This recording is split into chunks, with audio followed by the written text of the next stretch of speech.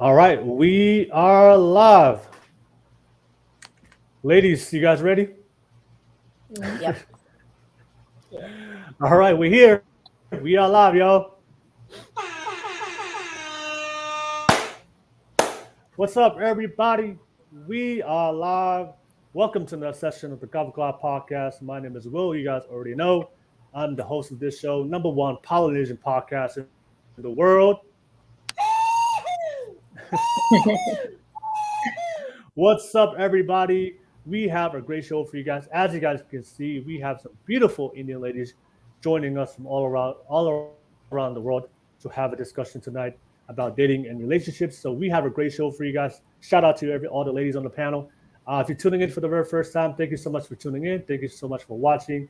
Definitely show some love and support and press that like and subscribe button real quick. And of course, to all my supporters out there who do support my channel, thank you so much for all the love and support. If you love the content, press that like and subscribe button so you do get notifications when we do go live every single week for my weekly shows. Let's definitely get that live chat going, y'all. I see BL17 on the live chat already. Hey, what's up? What's up? 100. Hey, what's up, BL17? Already tuning in all the way from London. Thank you so much, man. Thank you for tuning in. We have a great show for you guys. But yeah, definitely everybody out there, if you're tuning in right now, don't forget we have the public chat. Let me know what you guys think on the public chat on the different topics that we're going to discuss tonight. Always appreciate your feedback. Whether you agree or disagree, I would love to hear what you guys think. And of course, definitely show some love to the ladies on the live chat and show some love to the podcast on live chat. Let me know what you guys think. Don't forget, this is a public show, so I will post a public link on the live chat on YouTube. So if you guys want to be part of the podcast, you guys can join in. So if you're watching this from Twitch, if you're watching this from Facebook, you have to come to YouTube. I'll post a public link on the live chat on YouTube. I'll pin it to the top of the screen. Click on that link, and you can definitely add on, be part of the podcast. I see BL17 said, hoping for fireworks today. All right. We're going to definitely have some good fireworks, the different conversations that we're definitely going to have tonight. And of course, what do you agree? I know a lot of you guys do support my channel, but I do know there's a lot of haters out there.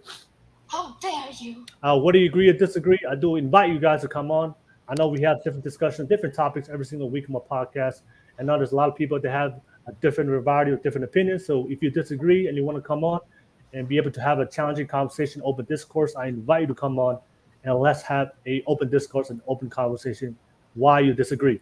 I see Hitman 08 on the live chat. It says fire. All right, we got some fire. We got a fire show ready for you, Hitman 808. Thank you so much for tuning in already live on the show. Shout out to you, man. Thank you so much. But yeah, that's pretty much all my YouTube stuff, and of course, all my super chat donations. If you guys want to support my channel financially, drop a super chat donation. I will be launching my podcast studio at the end of this year, 2020, going into 2023. I'll be having in live studio podcast. So always appreciate your donations. If you have a specific question or topic that you guys want us to discuss as a panel, drop it to a super chat donation to support the channel and support my podcast. And I'll definitely make it a priority, give you a shout out, and we'll definitely respond to any questions or topics that you guys may have. But that's pretty much all my YouTube stuff. I appreciate you guys always tuning in to my weekly shows. We have a great show and we have a great panel for tonight. First and foremost, shout out to the ladies. For these beautiful ladies for jumping on for tonight, to being open to have this conversation and making the time. Shout out to you guys. Thank you so much for being on here tonight. But yes, ladies, I know some of you guys here for the first time. Some of you guys been on my podcast before. Excited to have you guys one more time. But just for everybody that may not know who we are, can you give yourselves a quick introduction for all those that's watching this right now? I see BL17 said, welcome back, Vishakha. Oh, thank you. Shout out to you, man. Thank you, BL17. Thank you for showing some love to Vishakha. He recognizes you from the previous podcast. All right, all right, definitely gotta bring her back one more time again. I definitely enjoy her being a part of my podcast. But let me pass it to our newest guest here for the first time, Ashiyana. Go ahead and introduce yourself real quick to everybody. Your name, your age, what do you do, and what is your relationship status? Go ahead, Ashiyana. Okay, hi everyone. My name is Ashiyana Siddika and I'm from Fiji. My age is 28 and I'm single. It's nice All to right. meet you all.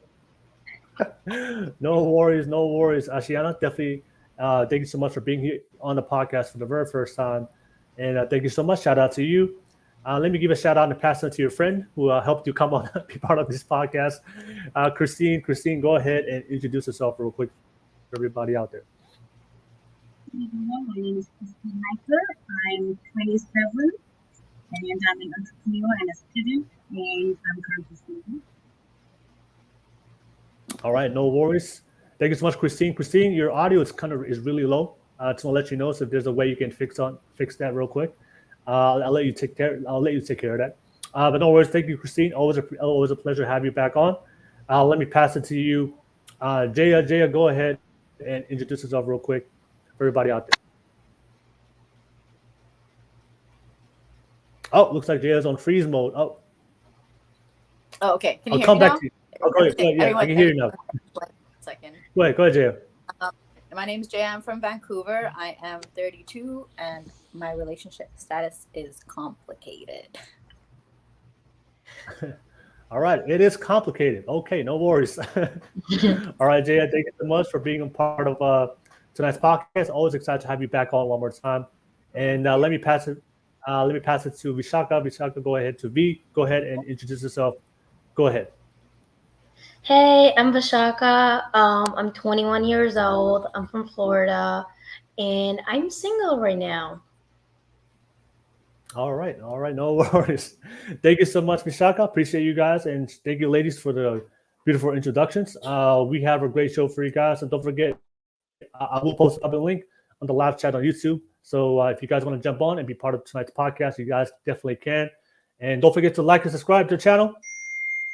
All right, to show some love if you love the content, support the platform, and of course, let me know what you guys think. Always appreciate you guys. I do see some of you guys already tuning in. Definitely let me know what you guys think. Always appreciate your feedback, and definitely show some love. If you support the channel, show some love on the public live chat. All right. And BL17 said, complicated code for situationship. All right. That's last time too. No worries. Thank you so much for sharing that, BL17. But yeah, let me go. Let's go right into it. Let's start off the podcast. I have a good topic to discuss tonight for you ladies. Start off the show. Always have like a nice hot topic to discuss. So it's going to be an interesting conversation. So be ready. So let me play this video right now. This is a video I saw that kind of went viral on TikTok, and there was a lot of comment. There was a lot of people who commented on that video, the men and the women. And we're definitely going to dive into this video and topic tonight to start it off before we pass it on to you guys as a panel to bring your topics and questions.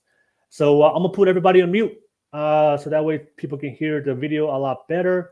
And of course, everybody out there in the live chat, definitely let me know what you guys think as you guys react to this video.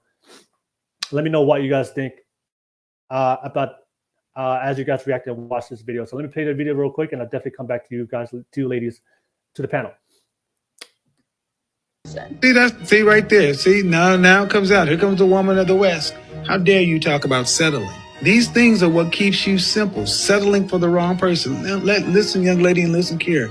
Get rid of these Disney fantasy notions of love. You don't marry for love. You marry for duty and respect, and love comes later. Western countries where people are marrying for love are dying. Check out what's happening in Korea and Japan, where people your age aren't even dating. But the notion of I'm not going to settle is what women talk about. A bunch of single women talking about they're not going to settle, as if single women controlled marriage. How crazy is that? All right. So, ladies, so this is actually a conversation of a podcast I did before early in the year. But I want to ask you guys, ladies, obviously when it comes to marriage, but I want to ask the ladies real quick, do you guys all want to get married later on in the future, like down the line? Maybe not now, but maybe it's one of your long-term plans, right? Does everybody agree? Okay, cool. All right. So I want to ask you guys, so my question I want to ask you guys, ladies, do you guys believe that we should get married for love, or do we should get married for duty? Should we get married for duty? So obviously, all of you guys are, Indian. I think I'll be very interested to hear your perspective because you guys are Indian. You guys come from a very cultural, traditional background. But I also come from a very traditional and cultural background as well. But from my traditional background, what I hear about the purpose of marriage, it's about marriage is for respect, for duty, for family, right? That's the purpose of marriage. It's an obligation that you do for yourself, for your family, for your community. But I also live here in the Western America, and I've been living here in America for the last couple of years. I do see that there's a different definition of the perspective of how they see marriage. Marriage is for love. Marriage is for happiness, right? So it's interesting to see that video because people have different opinions about what marriage, what's the purpose of marriage. But here in America, a lot of people say, marriage is for love. Go and find somebody you fall in love with. Go find somebody that makes you happy, and that should be your reasons to get married. But obviously, if you live here in America, divorce rates are really, really high in America. Marriages don't last that long in America. I think the average marriage is 7 years, and then over 50% of people get divorced after 7 years. So it's an interesting conversation to have. I want to have this conversation with you guys because for me, I'm very rational, I'm very logical in everything I do. So one thing I like to do, I'm not married, I am single, so I do want to get married. I'm very traditional. I want to get married long term. I'm looking to find one single person to get married and grow old and build a great family and grow old together, die with. And I like to go talk to people who've been married for long periods of time to see their perspective and their knowledge and their wisdom of why their relationships have worked out for that long. But oftentimes when I talk to those couples who've been married for their whole life, they don't really talk about happiness. They don't really talk about love. What they talk about is respect, duty, and honor, and making sure that they do the things, they put in a lot of effort and work and sacrifice and compromise for the relationships. And then sometimes when I do talk to people who've got divorced or have had failed marriages, oftentimes they talk about happiness and love, or finding that perfect person, or finding that right man, or that Disney fairy tale that we often hear in America. So I want to, so that's a conversation I want to hear from you guys. It's a conversation I've had with people. But like I said, we some of us living here in America, some of you guys, I know Christine and Ashiyana, you guys live in Fiji, but we've all come from very traditional backgrounds. So I want to hear your perspective of what you think. Me personally, my opinion, I think marriage is for purpose and duty and honor and respect. I think for me as a man, I have a duty and obligation to my family, to my kids, to my wife, to my community to uphold. And it doesn't matter how I feel. It doesn't matter, how I feel in certain times. I have to make sure I fulfill that every single day. But that's just my opinion. But people have different opinions. But I want to ask you, ladies, real quick, what do you think? Should people marry for love and happiness, or like that video? If you guys saw that video, should people marry for duty, for respect? And then if you guys have a very respectful relationship, if you guys fulfill your duties and obligations towards each other as a man and wife, then the byproduct later is you find love later and happiness later. But I want to hear what you guys think. So I'll start with you, with our newest guest here for the first time, Ashiyana. All right. So Ashiyana, what do you think? Do you think people should marry for love, or do you think people should marry for duty and respect? What do you think, Ashiyana? I think love,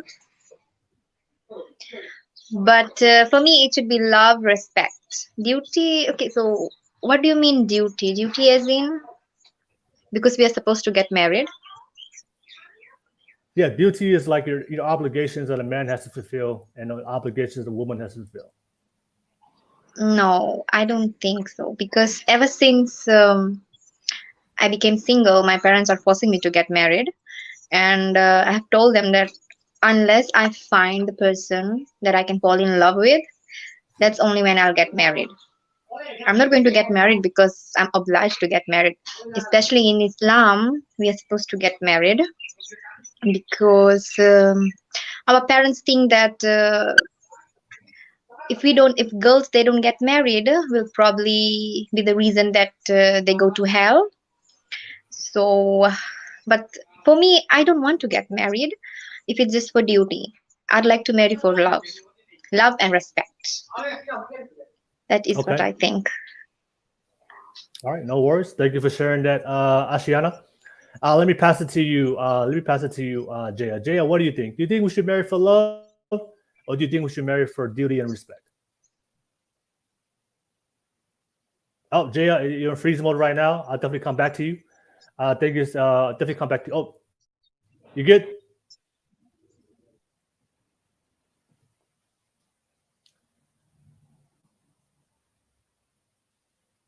Jaya, I'll come back to you, Jaya. I'll come back to you, and then let me pass it on to Christine. Let me read some comments real quick. I see some of you guys on the live chat. I see Christina Murthy. She said, "Okay with the copy and paste." Hey, Hey, Christina, shout out to you.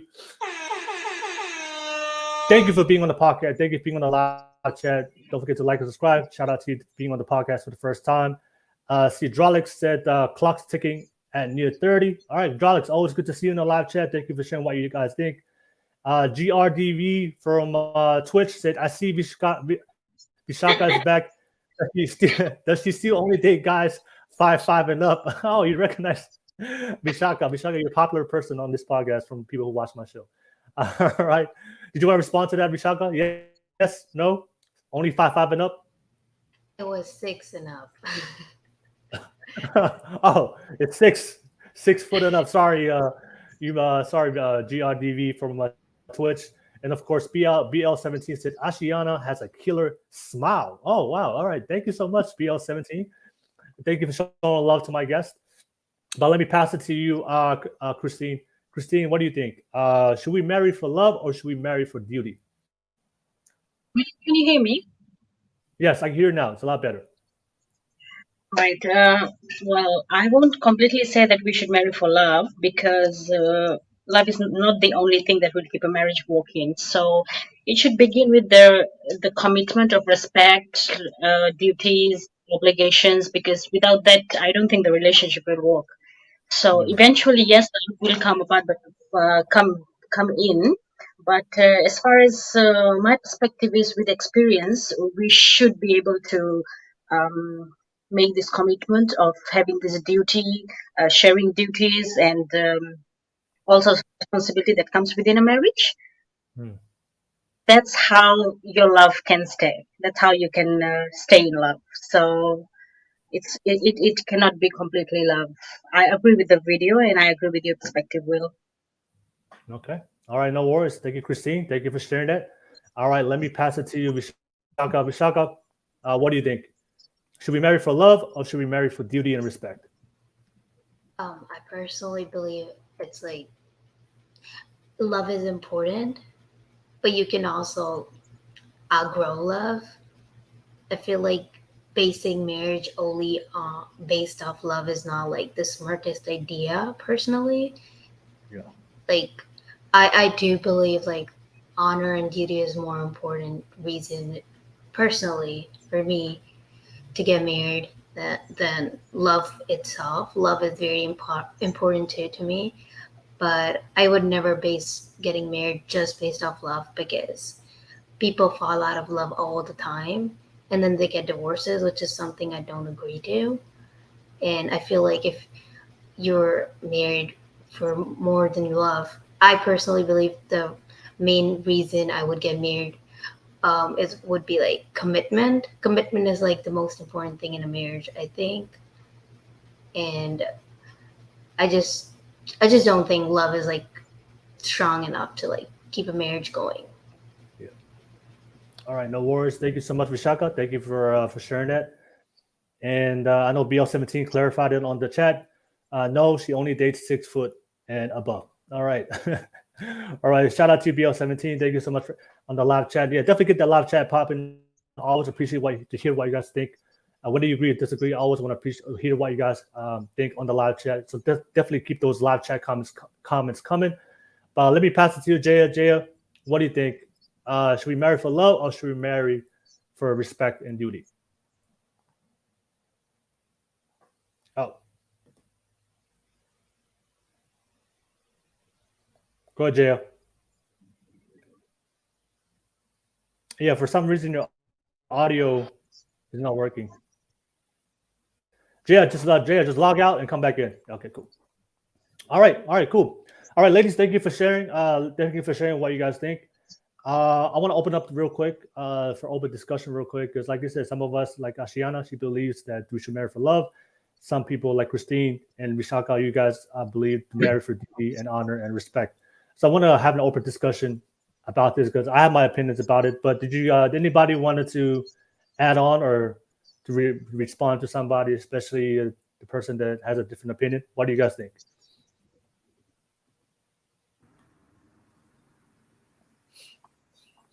All right. I guess I'll go. I'll start it off. So I want to ask you, Ashiyana. I know you said that you don't believe you believe that you should get married for love, all right? And then you don't believe in the duty, right? Yes. Oh, okay. So I want to ask you, how do you judge somebody that's going to be a good husband using only the criteria of love? No, I want love and respect as well, because duty is something that I have to fulfill because we women are obliged to get married. If I'm talking about Islam, then I don't know how I will be able to judge who I'll get married to, because for the past 3 years I haven't been in love after my breakup. Maybe I'll just know it in my heart that maybe this person is right for me, because after I broke up, my parents have been forcing me to get married, arranged marriage. There were Gotcha. some good guys, but in my heart I just didn't feel good about them. So maybe if one day I'll meet that someone, then maybe my I will get an enough feeling that this person is right for me. But with love, I want respect, because as Vishakha said that people fall out of love, but I'd like love and respect. Okay, no worries. I have a question for you, and then ladies, if you guys want to jump on or add on, just let me know, and then you guys can join this conversation. So, Ashiyana, when you for your potential future husband, what are expectations or duties that you expect your man to fulfill in your marriage? Things that you want him to fulfill that's gonna make you that you want and need in a relationship from a man. So obviously, every relationship we have different needs of what we want out of each other, right? Men have needs what they want out of women, and women have needs what they want out of men. So I just want to ask you, like, you want to base it on a feel on love, right? But are there certain duties or things that you would want your man to do to fulfill for you? That things that you need, things that will make you very attracted to him, that will make you very satisfied, very happy. That when he does these things consistently to you and he provides these things to you every single time, you'd be like, man, that's a good man. Wow, like this is a guy I want to be with. It makes you more attracted to him, and you feel good with him. Like, what are those things? Um, he should be very respectful towards me, his parents, and everyone. I don't like people who show off. Like this, for in Fiji, there's majority of the boys, especially the ones that Hmm. are good looking, they like to show off. Like they'll put you down, as in like I'm handsome, so I can date other girls, and other girls they want me. I don't Okay. like that kind of person, and I don't want a person who show off his looks, and someone who doesn't look down on me. Like if my boyfriend or my husband, he is better looking, and he does not put me down, as in it happened with me with my ex. So I used to think that he compromised with me because I was being a good person to him. I treated him really well, and he was with me because of that. So when I think about getting in a relationship, I want someone who loves me for who I am. Simple. Who loves me for who I am. And I think that's what I want. I just want someone to love the real me. How I am. That's all I want. Yeah, that's all I want. I don't have much requirements. The only thing I want is someone to love the real me. And I don't want someone to look down on me and make me feel like I'm not good enough for them. Because for past 4 years, that's what I was going through. I'm not good enough for him. Christine knows.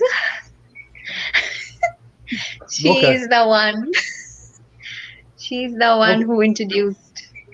I know Yeah. him through her.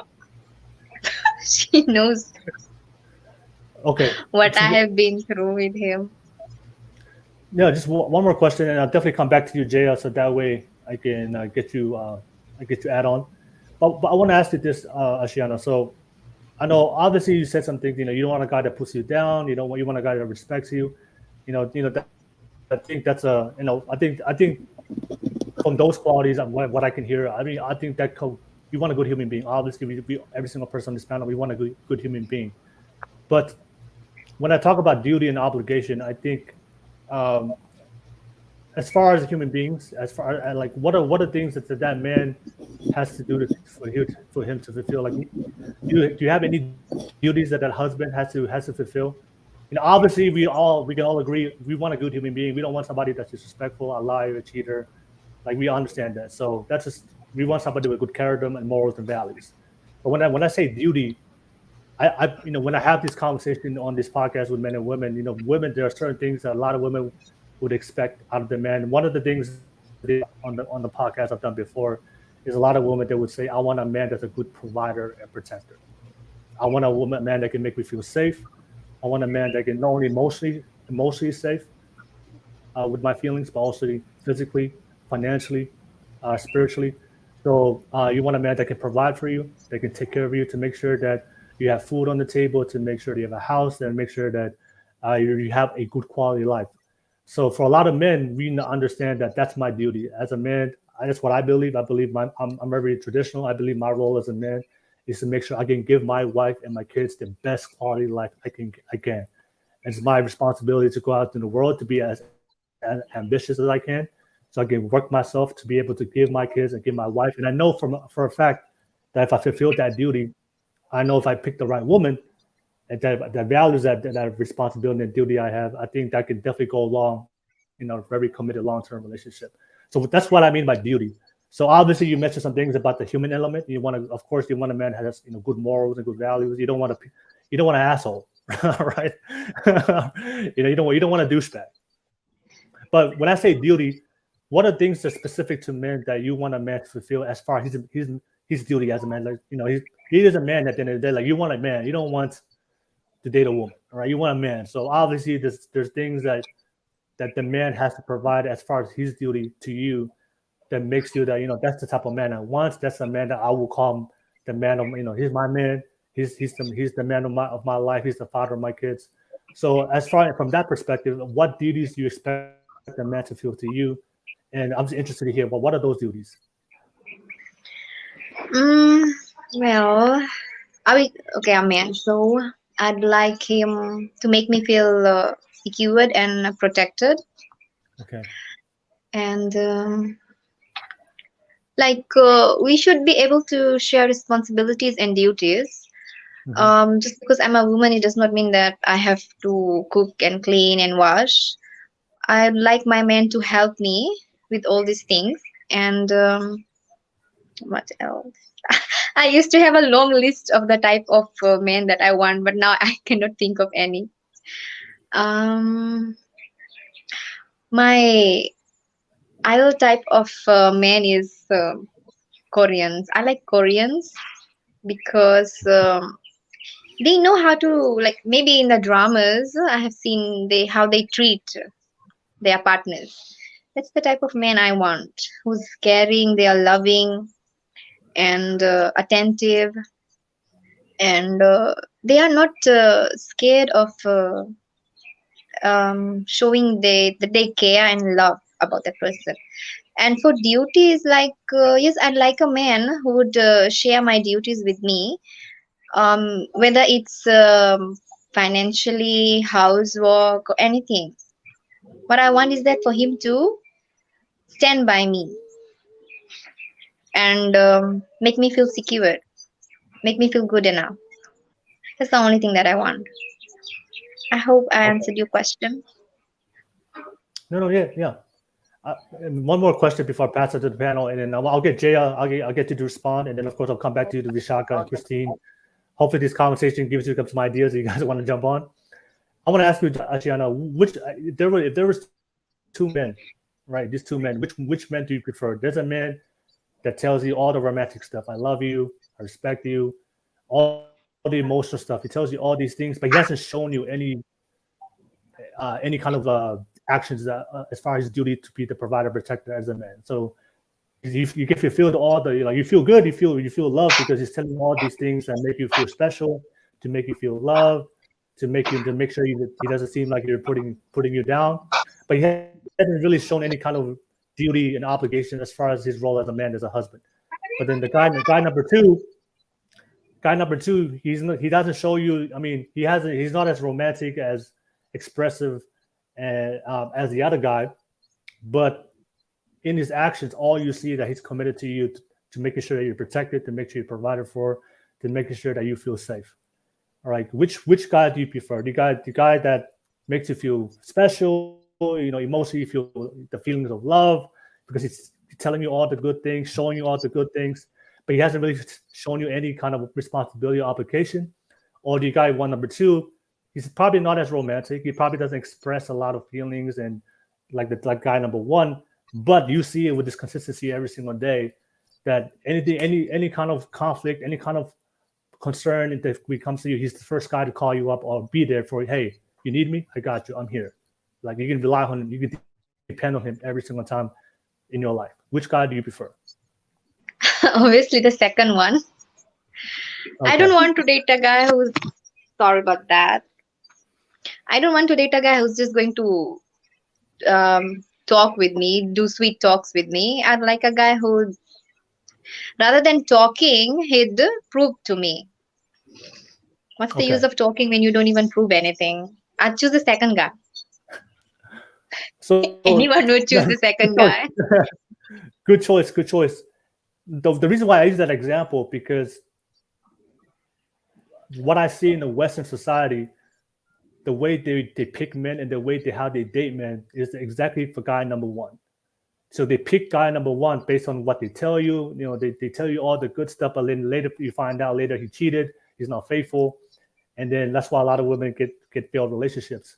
But I think oftentimes, if we have that perspective that you only want love, there's a lot of guys probably around you that maybe not as attractive, but maybe not as expressive or maybe as romantic as the other guys, but they have all the commitment issues. But if you have the perspective like a lot of women in the West, you don't really take those guys seriously, and you always go for the guy that tells you, that makes you feel special. But like I always tell people all the time, I'm a big believer, actions speak louder than words.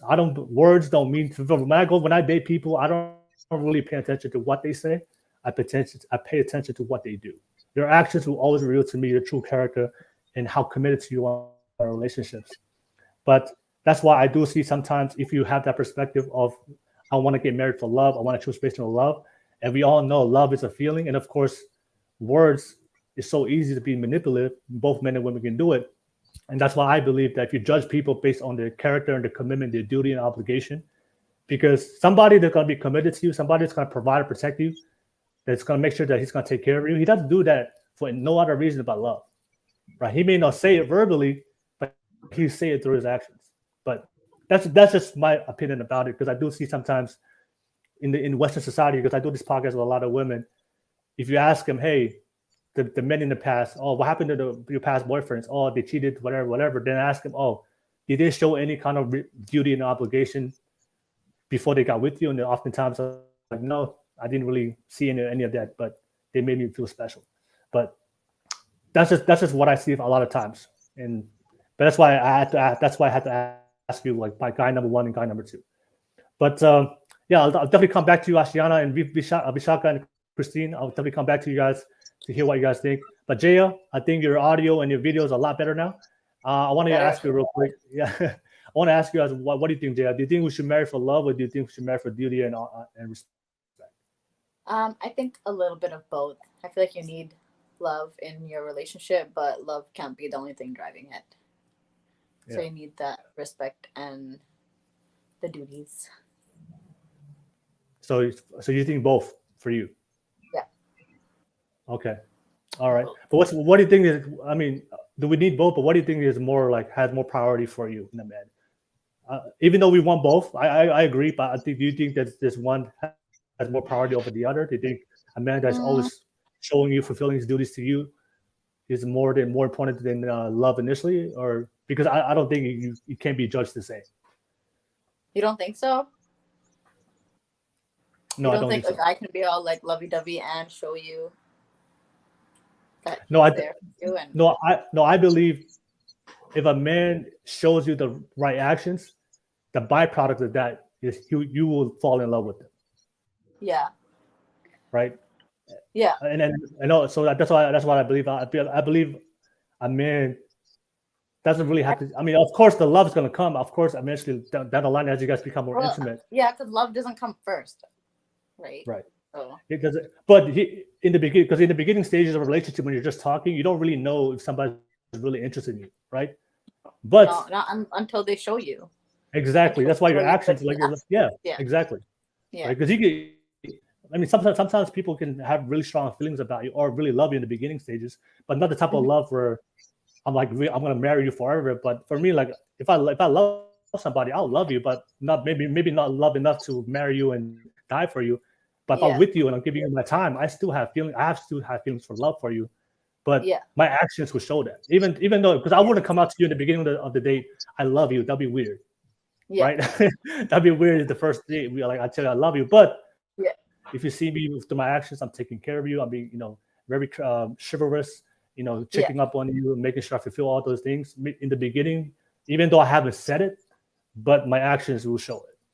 For sure. Yeah, for sure. I agree Yeah. with you. Okay. All right.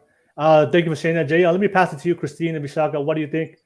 I start with you, Christine. Christine, I know you've based on the conversation that me and Ashiyana had, and of course, Jaya, I'll definitely include you in it. What do you think? Do you anything you want to add on to that as far as like people picking for love or people picking for duty? What do you think, Christine? Well, I think that our society from the beginning, from the time we were children, we always hear conversations, especially in movies and all, where we get to um, see that everyone is putting love first. So I think that has created a mindset for us that we should go for love no matter what. Everything should be about love, love, love, and it's all about emotions. So I think with that mindset, we have built that in us to choose someone to go for love. But when we grow up and experience all these relationships, marriages, I think we get to understand. So it's not always about what you hear from others or what you learn. It's all about experiences where you can actually get the right thing out. That is not only love will give that success in our relationship or marriages. Just like Ashna used, initially supported love, and then slowly we kind of manipulated her to pick a person with the guy, the second guy. So yes, I think it's experience and experience that will tell us that it's not always about love. Love is important eventually, of course, because emotions do come. But I think this is a world of practicality. Okay. Oh, no worries, Christine. Thank you for sharing that. Let me pass it to Vishakha. Vishakha, what do you think?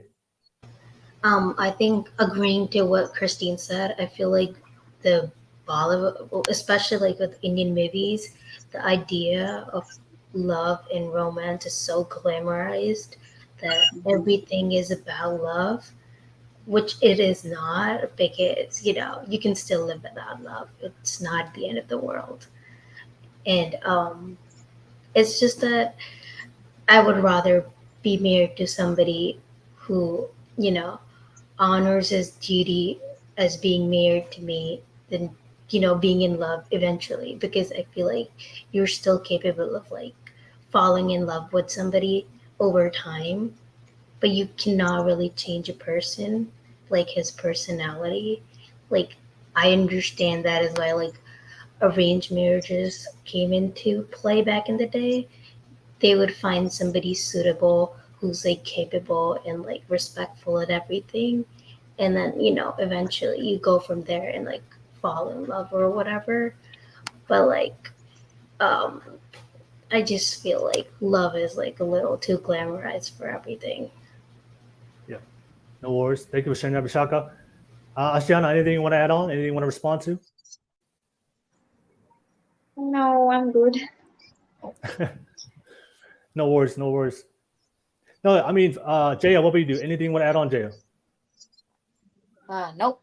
I think we covered that pretty well. No worries. I had a question for you, ladies. Have you guys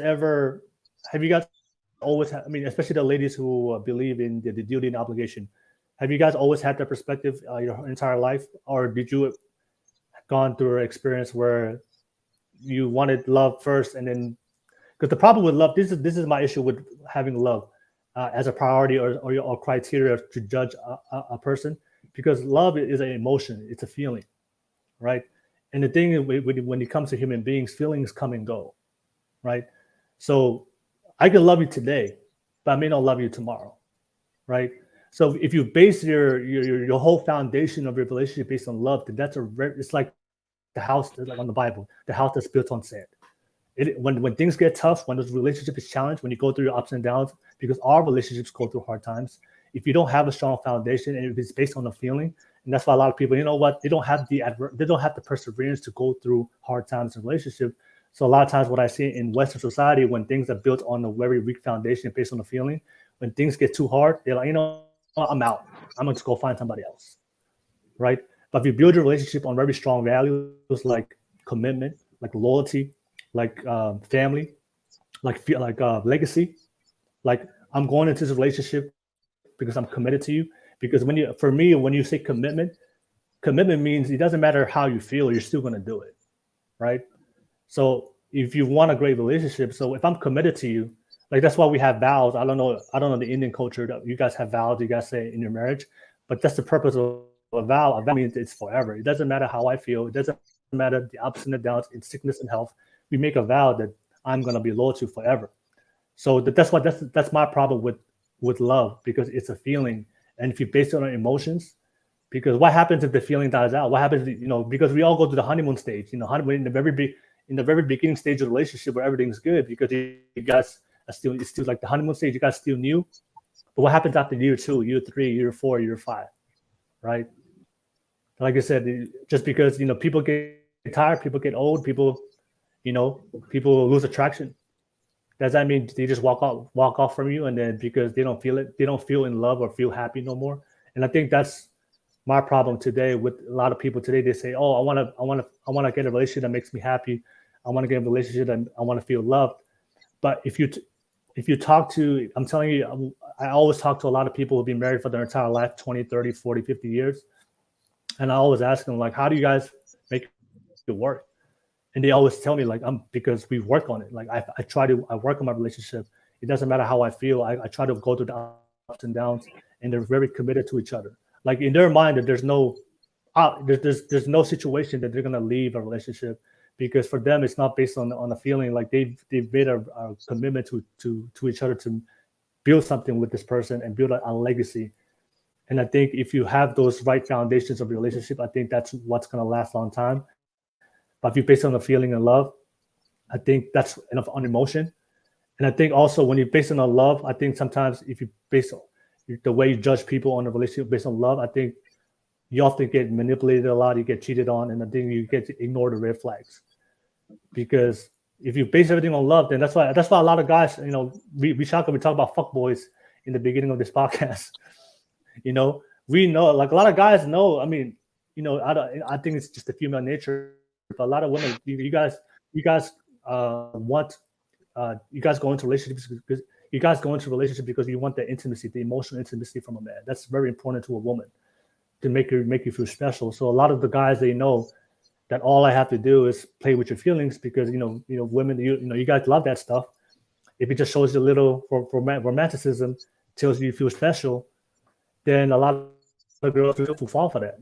And then that's how I think, for me, if you don't base your criteria anything outside of love, I think you're just setting yourself up to attract guys that is going to be wrong for you. I think if you base it more on a feeling, you know what? I want to base it on his duty, his obligation, his character, his morals and values. What does he bring to the table as a man? What does he want long term? What is his goals? What is his aspirations? What is his plan? What does he want long term? I think if you base it on those things, I think if you find a man that has those things, and you find a way to make it work with those men, I think the byproduct of that is you're gonna find later on in life, eventually you're gonna fall in love, and eventually you're gonna find happiness, because you're both fulfilling duties and expectations and obligations to each other long term. if that makes sense. I'm trying to convince you, Ashiyana. I'm trying to convince you right now to base it on duties, because like I said, I have younger nieces and I have younger cousins, and they always talk about this because they live here in America, and I tell them, if you base it on the feeling and you base it on love and happiness, you're gonna meet a lot of guys that don't have the wrong intentions for you, because we live in this modern dating casual sex culture where relationships are casual. It's no longer something that people do for long term. So if people just want you to use you for temporarily, and I know how men are, men will say what they need to say, they will show what they need to show to get what they need out of you as a woman, and then they'll leave. So if you guys don't challenge him to show more to the table, especially to tell him, hey, if you want me to be long term with you, I need you to show me your duty, your obligations. What is your duty and obligation towards me as a woman? Because I'm doing this for long term. The guys who don't want to be with you long term, they're like, I'm not gonna give you that duty. I'm not gonna give you that obligation because I'm only doing this short term. So that'll be a good way for you to judge and vet out the wrong men. But if you base it on love and happiness and feelings, those guys are, that's the game they play. And then I think a lot of women fall into that trap and get hurt. But that's why I think you should expect the man to bring more just based on the feeling or romantic emotion. Anybody want to add on to that before we move on to the next topic? All good. Good. All right. So no worries. I guess I definitely want to hear what everybody has to think on the live chat. So let me read some comments real quick. All right. Jolik said, BL17, women are always right, perfect angels. Sorry, I even question it. All right. And I see GC, a lot of you guys in the live chat. Jolik said, we must respect her preferences, even if it's a bad choice, and should not shame any woman for that really is. It's not funny when you have to explain sarcasm. You said it.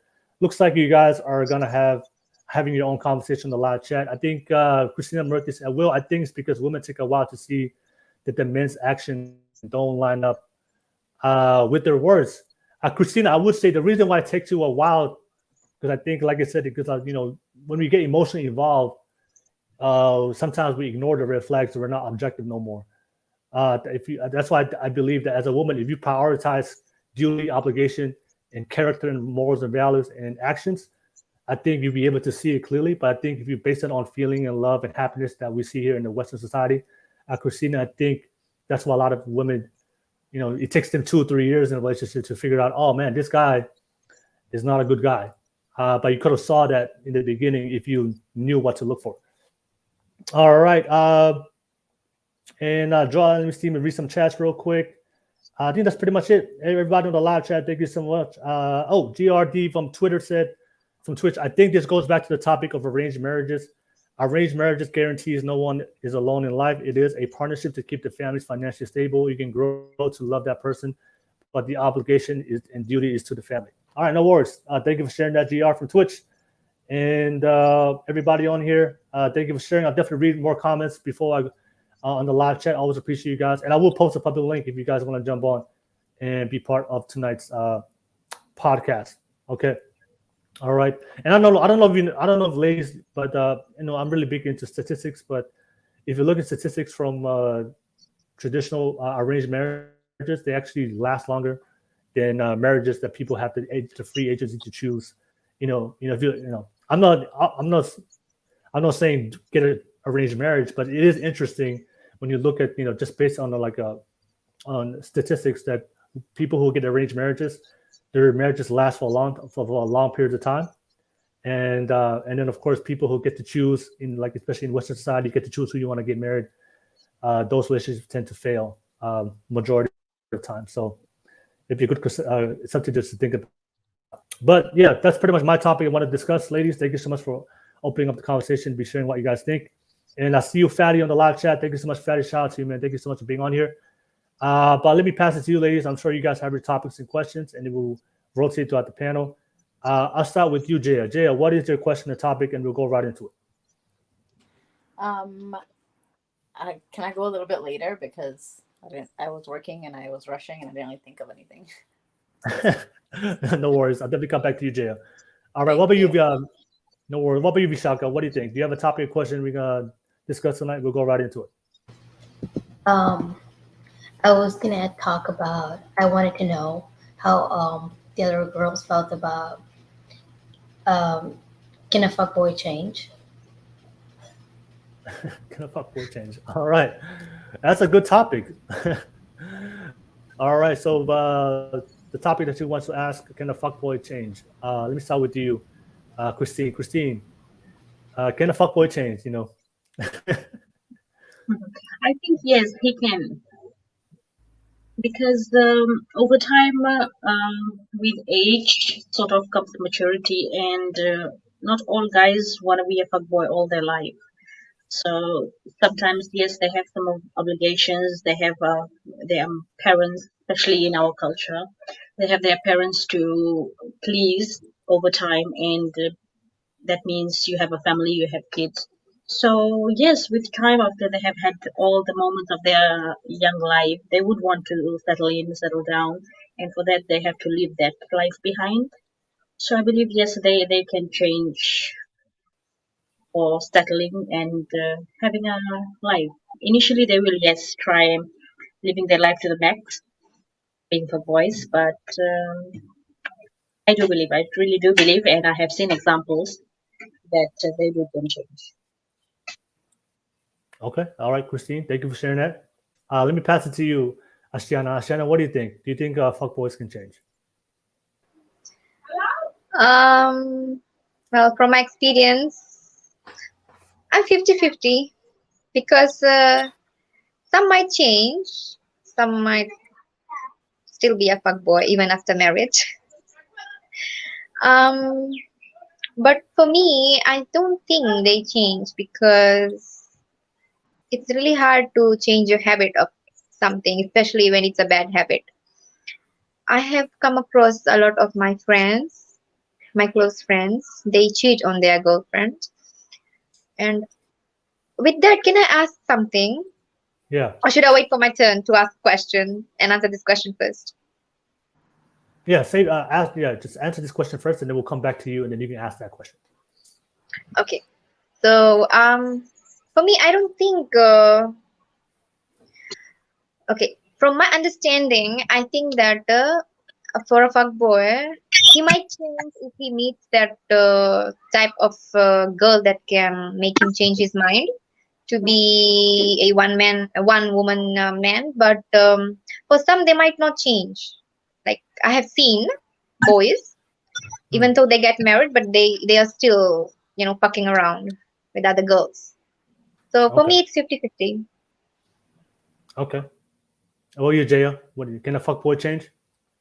I think I'm 50-50 as well too. If they don't want to let go of that life, then they're probably going to keep holding on to that. But also with what Christine was saying, that sometimes I feel like for most men it might just be like a phase that they're going through, that they don't want to settle down, but they just want to sleep around or fuck around and cheat and stuff. I don't know. I don't necessarily think a girl can change a fuckboy. I think you have to want to change yourself. I feel Okay, that's a lot of pressure, being like, oh, he might meet somebody or meet a girl that that is able to change him. It's not our duty or our responsibility yeah. for a All man to right, change. all right. No worries. All right. Thank you for sharing that, Jaya. Uh, I have this. I want to share this to you, ladies, real quick, because I've had this conversation with about fuckboys. Um, there's actually research on it, but I want to. There's actually research that says that women are very selective of who they date, right? So you guys will always try to pick the best quality man you can get, right? And for men, we're opposite. Like for us, it's just quantity. So that's why sometimes you see a guy that has a very attractive girlfriend, but then he'll cheat on her with like this, ratchet girl, right? Like you're like, what the hell? Like, why did he cheat on her, this good-looking girlfriend, right? So oftentimes when I have these conversations and we talk about fuckboys, usually from my perspective, fuckboys are usually the most attractive men uh, in the dating market. So a lot of times when you see a lot of women complain about fuckboys, and you look at the fuckboy she's talking about is usually like the tall, the handsome, the attractive, the bad boy, and a lot of times women find those men very attractive, right? And they go for it.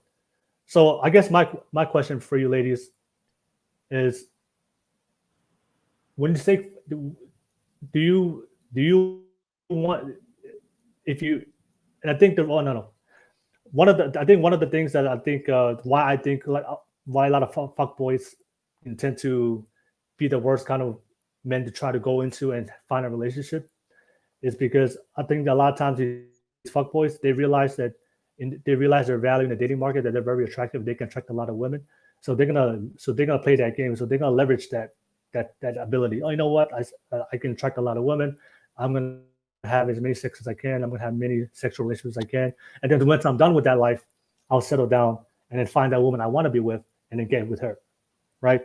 And then of course, so I guess the question I want to ask you ladies is, when you guys say fuck boys, have you guys ever experienced, or maybe you've seen it, that there's some guys that you want to be in a relationship with, but you know he's a fuck boy, or you know like he's probably talking to multiple girls, and then there's a guy that wants to be with you, and you know he wants to be with you, but he's not as attractive as that fuck boy, but you don't really give him attention. Because sometimes I do talk to my male guys that what I believe that every woman, I think all you guys, I believe every woman, there's always guys in your DMs, there's always guys that's reaching out to you and approaching you, right? So you guys have guys constantly, right? But I think for the most part, you guys will only, just out of all the guys that's approaching you or talking to you or DMing you, you're only going to look at the guys that you find the most attractive, whether it's mental, financial, spiritual, physical, whatever makes you attracted to men. So those are the guys that you want first. That's your first pick. And the guys on the bottom who don't fit those certain characteristics, you will only go to those guys once the years go along, and then those fuck boys are not going to come your way. You know what? I'm going to go back to the other guys. So I guess my question to you ladies, do you guys experience that? Because I do believe, I think sometimes when I have conversations with men, they will always say, you know what, all these fuck boys are fucking around. But I think that sometimes I do believe that there's good men in your life, but maybe they're not as attractive as the fuck boys. Do you guys experience, is that something that you experience in your life as well? Or maybe you have seen in the past, maybe personally, but maybe you have seen in the past. But these are conversations that we have with men, and these are things I see. But women say, oh, well, like all the guys are the same, or all these fuck boys are not giving relationships. But then I look at all the fuck boys that she's talking about. It's like the 6 foot, handsome, good looking, got money, all right? So the thing is, those guys that you guys want, the very, very attractive men, those guys have a lot of options. So, and if all women are competing for those fuck boys, it's going to be hard because he can only choose one woman to be in a relationship with. So a lot of you guys are going to get left out. And that's the unfortunate reality. So that's why a lot of girls will like go with these fuck boys, not get a relationship, and then like years go down the line, they find out he's married. It's because he's like, he's gone through his fuck boy stages, he's had his fill, and when he's done. But there's a lot of guys in your DMs, like, well, maybe giving you time, but maybe they're friend zone, that maybe not as attractive, but you probably won't give them a time of day. Is there truth to what I said, or maybe you disagree? Maybe you don't. That's something you don't experience. But I want to ask you guys, like, what do you think about what I just said? Because I think that's what we see. That's what I see as men, and what we talk about as men as well. That's what I do when I look at the data statistics. It shows that women only want a certain type of men. I think Vishakha, you brought up a great example. You said you only want 6 foot. So there may be some guys under 6 foot that can be a very good man to you. But I do know all the guys I know who are 6 foot. We all know that. I'm telling you this right now to all the ladies. The guys I know are 6 foot. We know those guys all know women want them, because so these guys, like, they act like they have a certain type of swag, like they know they got options because I'm 6 foot. When I talk to guys who are like 5, I have friends who are 5'3", 5'4". They're not picky. They just take any woman they get. They just take any woman they get. But the guys, like, I'm 6'3", but the guys are 6 foot in all my friend circle. Like, when I talk to them, like they have confidence because they know, like, all these girls want a 6 foot guy. So when the guys in that height, they know that, like, they can play that game. So but I do know there's a lot of guys that are 5'5". They're like, man, like, these girls just give me a chance. I'm not like those fuck boys. They're 6 foot. I'm a good guy, but these girls are not giving me time of day. But I don't see it as a problem because I think naturally, if you look at biologically, women are just attracted to certain things, which is security and protection for men. So that's why when women see a guy that's very tall, has broad shoulders and broad chest, it shows you that he has the ability to protect you, and you want to feel safe. You want to be with a man that you can make you that's taller than you, that make you feel safe and feel protected. It's hard to feel like that if you're a guy that's shorter or physically weaker than you. But what do you think about that? Is there truth to that, or am I just maybe you don't agree? I'll start with you, Vishakha, because I know you like guys that are 6 foot. No, I completely agree with you. I think like I'm like in exact same position right now in my life. I have this one guy who's a fuckboy. The other guy is super nice, everything. But I just don't want him. But funny thing, the fuckboy is 5'9". The nice guy is 6 feet. See, I don't only go for 6 feet. Exceptions. We make exceptions. But why is that 5'9" guy like? Why makes him like so attractive to you? I don't know. It's just the personality. I feel like it's just like the aura that somebody. Is he handsome? Is he handsome? Yeah. Okay. Okay. He's also in the military. Okay. Which is another red flag. But hey, we're working on it. But like, I don't know, I can't pinpoint why I interested in him, but I know he's not trying to get settled down. Like, I don't see it. He'll give me hot and cold, and that's when I'm like, I know you don't want something serious. But on the other side of the end, I have somebody ready to commit to me, but I'm not attracted. I just don't see it. Okay. All right. And the guy that's really the nice guy, like, have you ever thought about it? Like, have you ever thought it like very seriously? You know, maybe I should give him a chance, or it's just hard. I did. I gave him a fair shot. I just can't. I'm just not attracted. Yeah. You're just not attracted. Okay, fair enough. All right, fair enough. Just wanted to ask. Thank you for sharing that, Vishakha. All right, let me pass it to you, Ashiyana. Ashiyana, what do you think? Do you agree with what I said? My explanation of how the fuckboys. Is some truth to it, or maybe you disagree? What do you think? No, I completely agree with you because that's what I did. I chose a fuckboy over a really nice guy, and then I ruined my life. I don't know. All right. Are you still? I mean, after experiencing that, like, are you able to go back to like the nice guy, or is there's a part of you they still want to go back to like No, the fuckboy type? no, I don't. I don't want any fuckboy in my life. No, when I say just, fuckboy, I'm not when I say going back to fuckboy, I don't mean going back to the bad guys. I'm just saying, fuckboys can be very attractive. They have all the same qualities. So are you still attracted to those like very attractive guys that? No. Okay. So you're willing to give the nice guys a shot? Yeah. But okay. I don't give them any chance. I don't know what's wrong with me. So nice guy. I have nice guys in my DMs, but I just don't find them attractive. Okay. Even the fuckboys, both of them, they get a no from me. Okay. I'm still working on myself. All right, no worries. All right, thank you for sharing that, Ashiyana. Let me pass it to Jaya. Jaya, what do you think?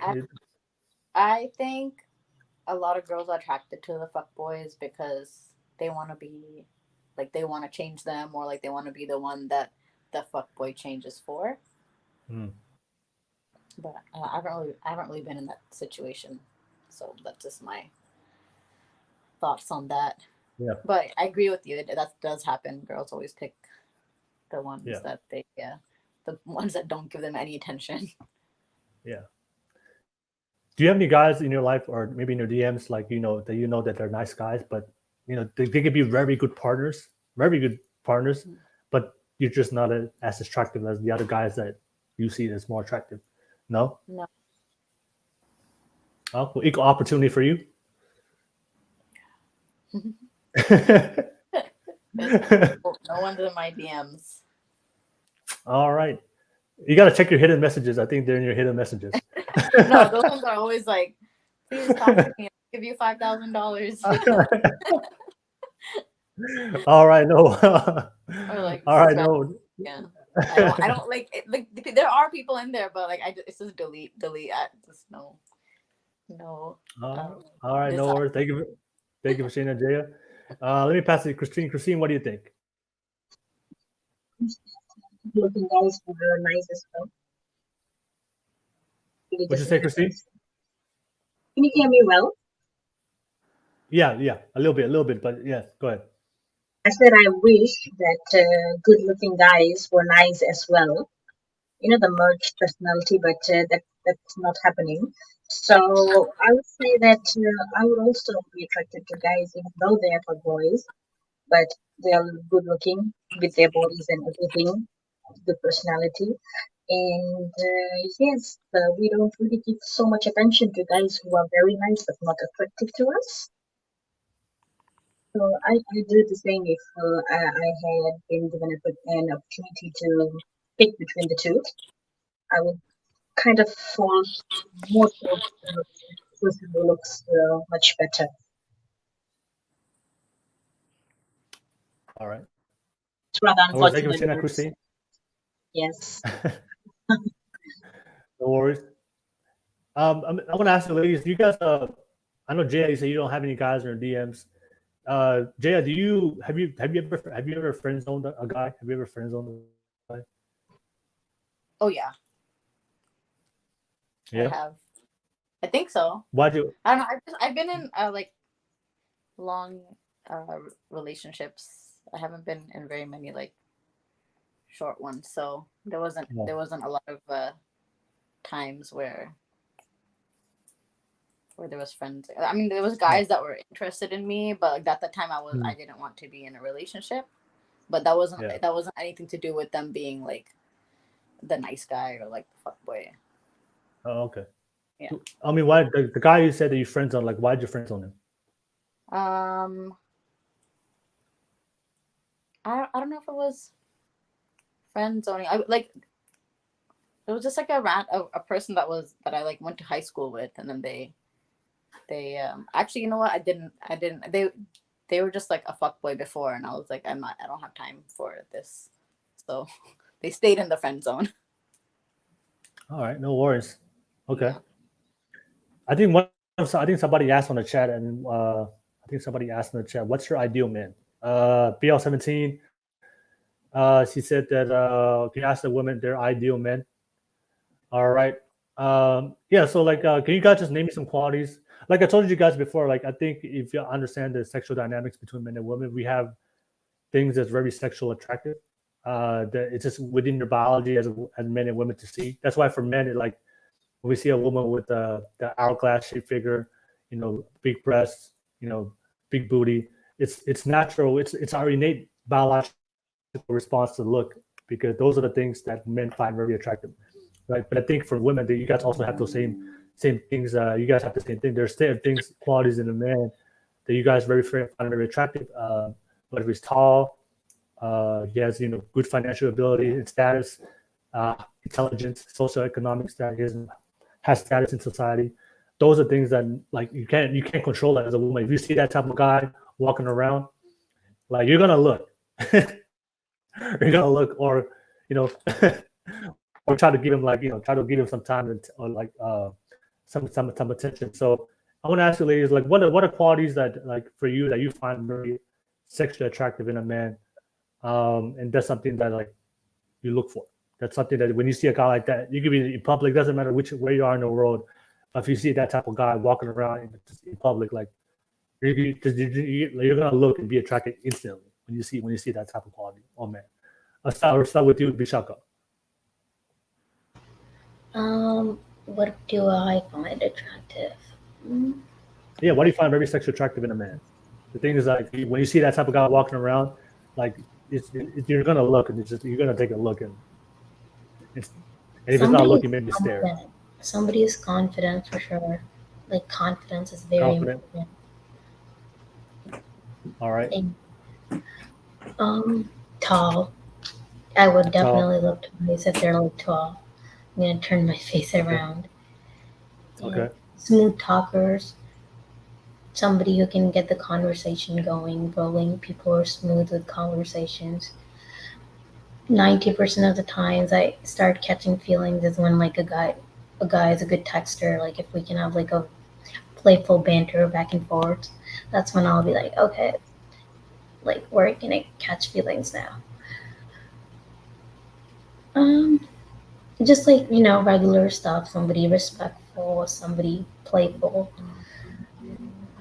somebody who can take care of me. Basically, I like being treated like a child. Just want somebody just look at me, just take care of me. Just that. Okay. All right. Okay. Thank you for sharing that, Vishakha. Let me pass to Christine. Christine, like, what do you find very, sexually attractive in a man? Like certain qualities. I would say the physique of the person matters, Mm-hmm. and the way he's able to communicate with me, the way he's able to read things without saying them, understanding understanding what I want, impressing me that way. So yes, and doing little things for me. It all comes down to emotions somewhat, slightly, but yes, a person who is very practical with me. So I would find him rather very attractive.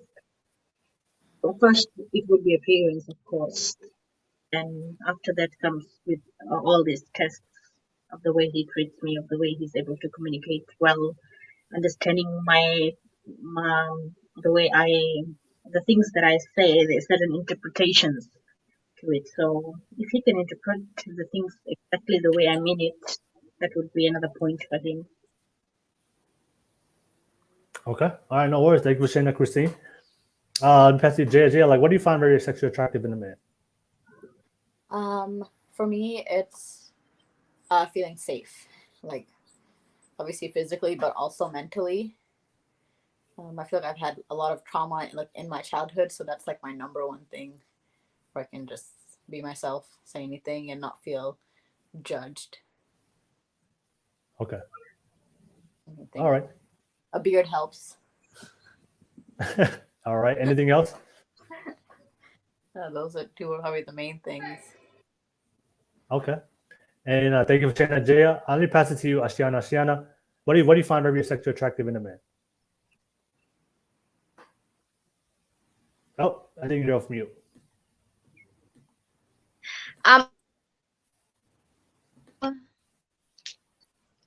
Just in public, if I see a man. Yeah. Public. Yeah. Well, yeah. Doesn't matter what you see. Like whenever you like see that type of man, like it's an instant attraction. What I find attractive in a man. Yeah. Sexually attractive. Yeah. Well, his height and personality and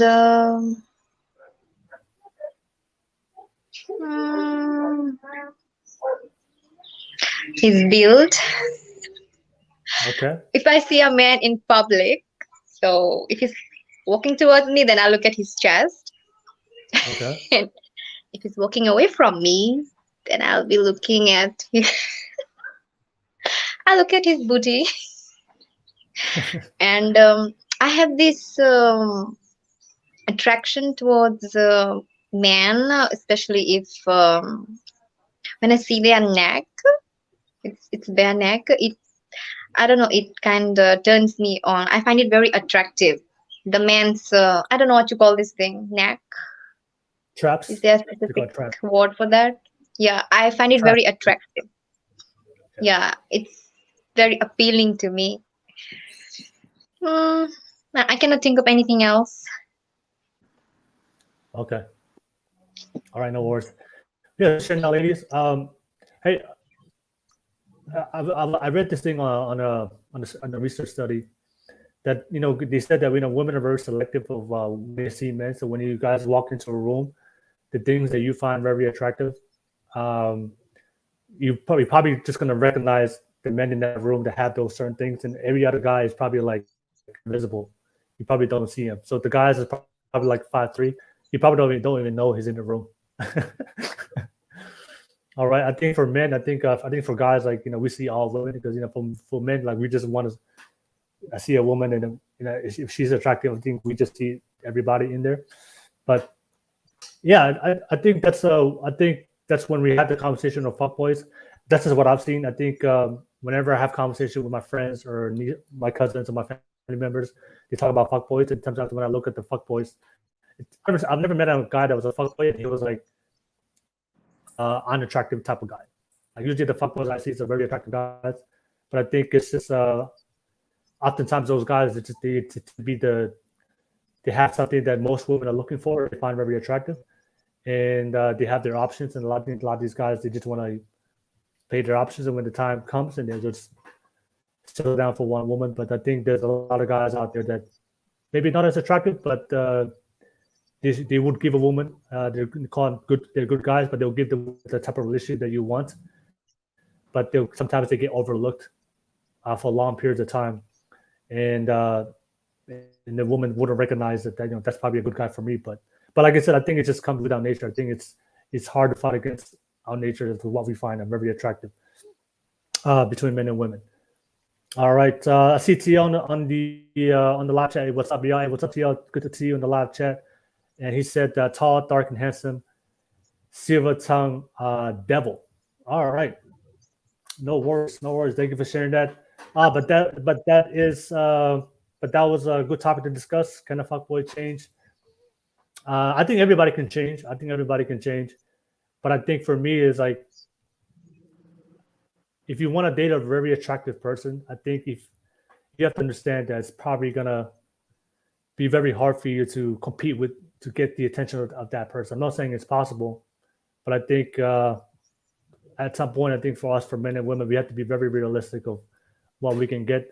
And because I have friends right now, they all want to date Instagram models. The girls that we see on Instagram, that's all they want. And I look at them and I'm like, this is what you want, but this is how you look. Are you serious? Like, is it realistic?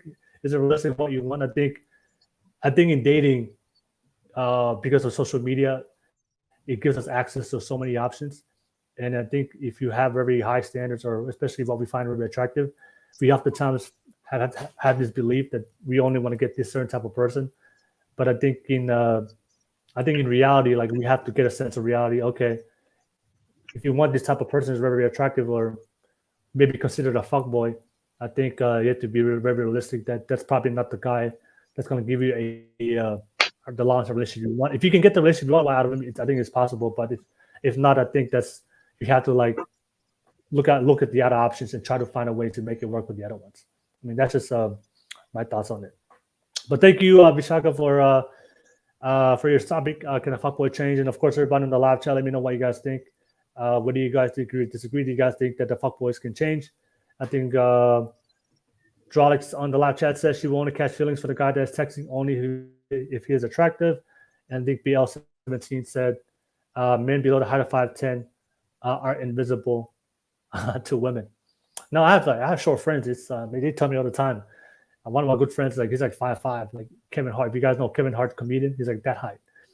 He tells me all the time, like he walks into a room and girls never notice him at all. All right, but he has a very good personality, so I think that makes up for his lack of height. But yeah, that was your question, Vishakha. Let me pass it to you. Ashiyana, I know you said you had a question you wanted to ask, responding to Vishakha's question. What was that question? Okay, I'm asking this question to you. So, if a person, like if a guy, he has a girlfriend, but then he is still sleeping around with the other girls, and he gives the excuse as he's trying to explore.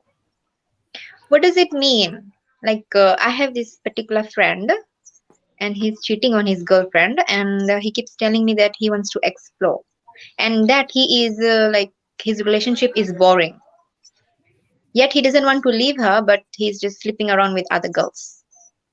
So why would a guy do that if the relationship is boring? So why is he still in the relationship? All right. Um, there's that answer is very situational. I mean, there's a lot of reasons to it, but I think let's look at the of both sides. So from a man's perspective, from a lot of guys I do talk to that have done it before, have cheated, I think a lot of times, he may be doing it because he's not getting what he wants out of the relationship. I think that's one of the reasons. Um, Sometimes men are not married. Sometimes men just get married, but they're not married to the woman they want. Or sometimes the guy, he doesn't. Some guys don't have really good morals and values, and they don't have really good, strong principles within themselves. So for them, relationships is not something that they take seriously. So they get married for the sake of marriage, or because of society, because of that's what his culture, that's what his family told him to do. But he still wants to explore outside of the marriage, or maybe he has some intimacy issues. I know a lot of guys, myself, have talked to that they had some issues growing up with their childhood. They didn't had a good relationship with their mother, they had a good relationship with their father, or they didn't see a good relationship with their parents. So they don't really know how to handle a healthy relationship. So they step out. That can be an issue. There's a lot of options. There's multiple reasons, but I would say it's not the top. If he's reaching out to you, I would say it's definitely not the option that not the type of man that you would want to get in a relationship. He's a man that has a lot of issues.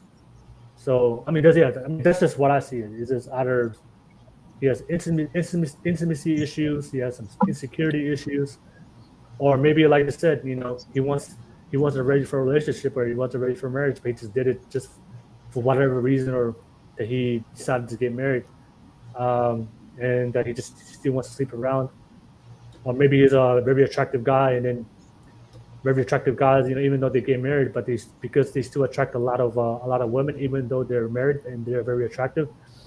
A lot of guys who just they don't have very good discipline on their biological responses as men to stay with one woman. So they're just, if a woman presents herself, like, I'm just gonna have sex. So or like I said, if he's not in that relationship he really wants to be in, or he's not happy, he doesn't get what he wants out of the relationship, or that's not the woman he really wants, then of course men and women will go seek somewhere else.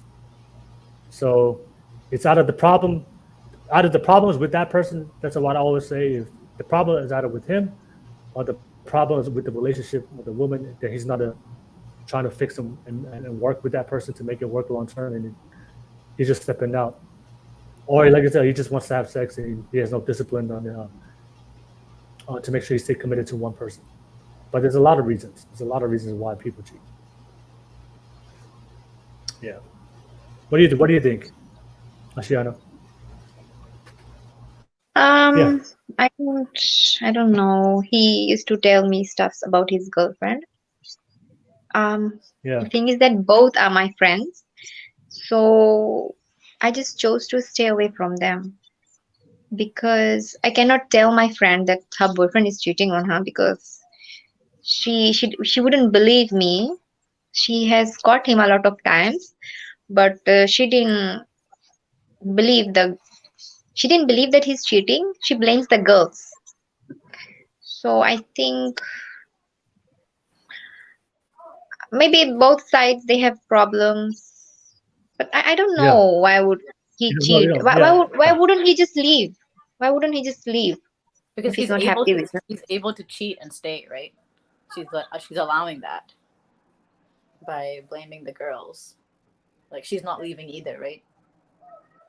Yeah, but she hasn't like caught him cheating, but she has got some messages and stuff like that. But she blames the girls.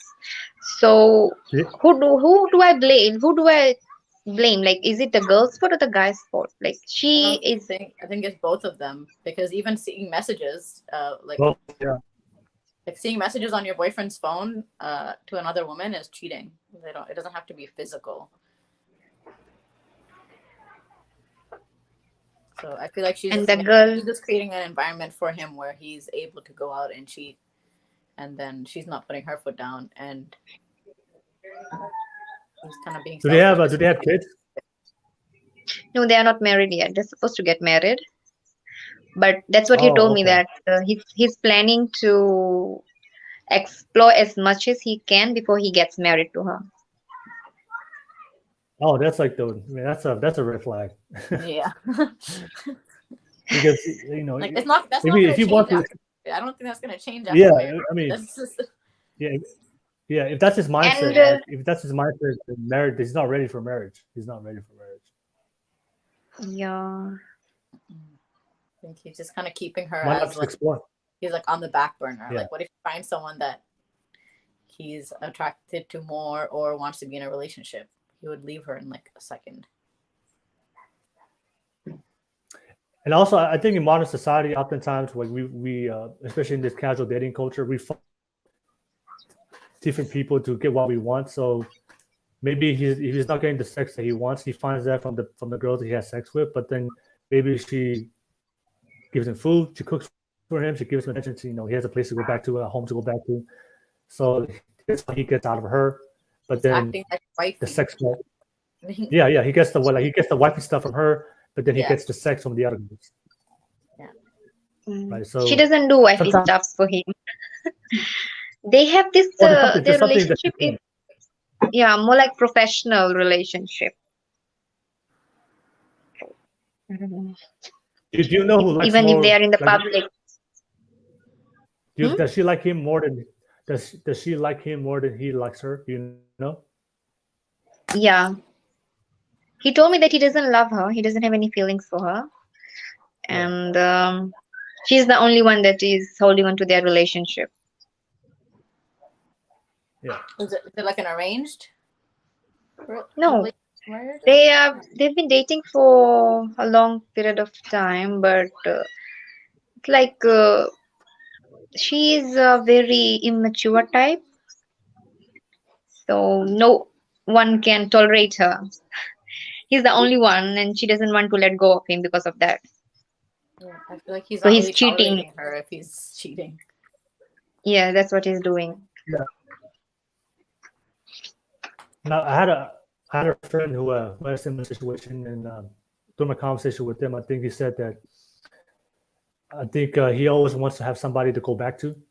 Like he has like that girl is like his for sure thing. Like he knows that he can always go back to her, and there's always somebody there at home. Mm-hmm. So he was to explore.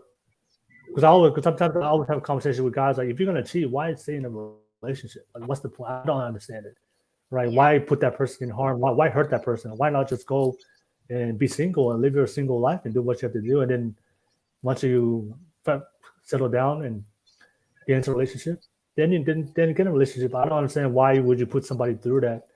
And then based on what he told me, it was like, well, I don't want to go home and I don't want to be alone when I go home. Like I want to be with this girl because I know she's always gonna be there, right? It's a for sure thing. It's my for sure thing to always go back to. And of course, I think Jaya, you brought up a great point. Sometimes when both men and women, but when we find somebody that will tolerate our behavior, yeah, we'll just keep them around because like it's like your backup plan. You can always go back to that person. If you go out there and try to cheat and you don't get what you want out of those girls, you can always go back to that person, get the attention or sex, whatever you get that from that person. So it's like be like comfort. It's like yeah, exactly, yeah. Yeah. And if that's why sometimes I think a lot of people who are in a relationship but still cheat because they know that they can always go back to that person when all else fails or all your options doesn't work out. You know that person will still tolerate your bullshit, and you just gotta say something or whatever, make it up, and then they'll take you back. I don't know if that makes. I don't know if that's the case.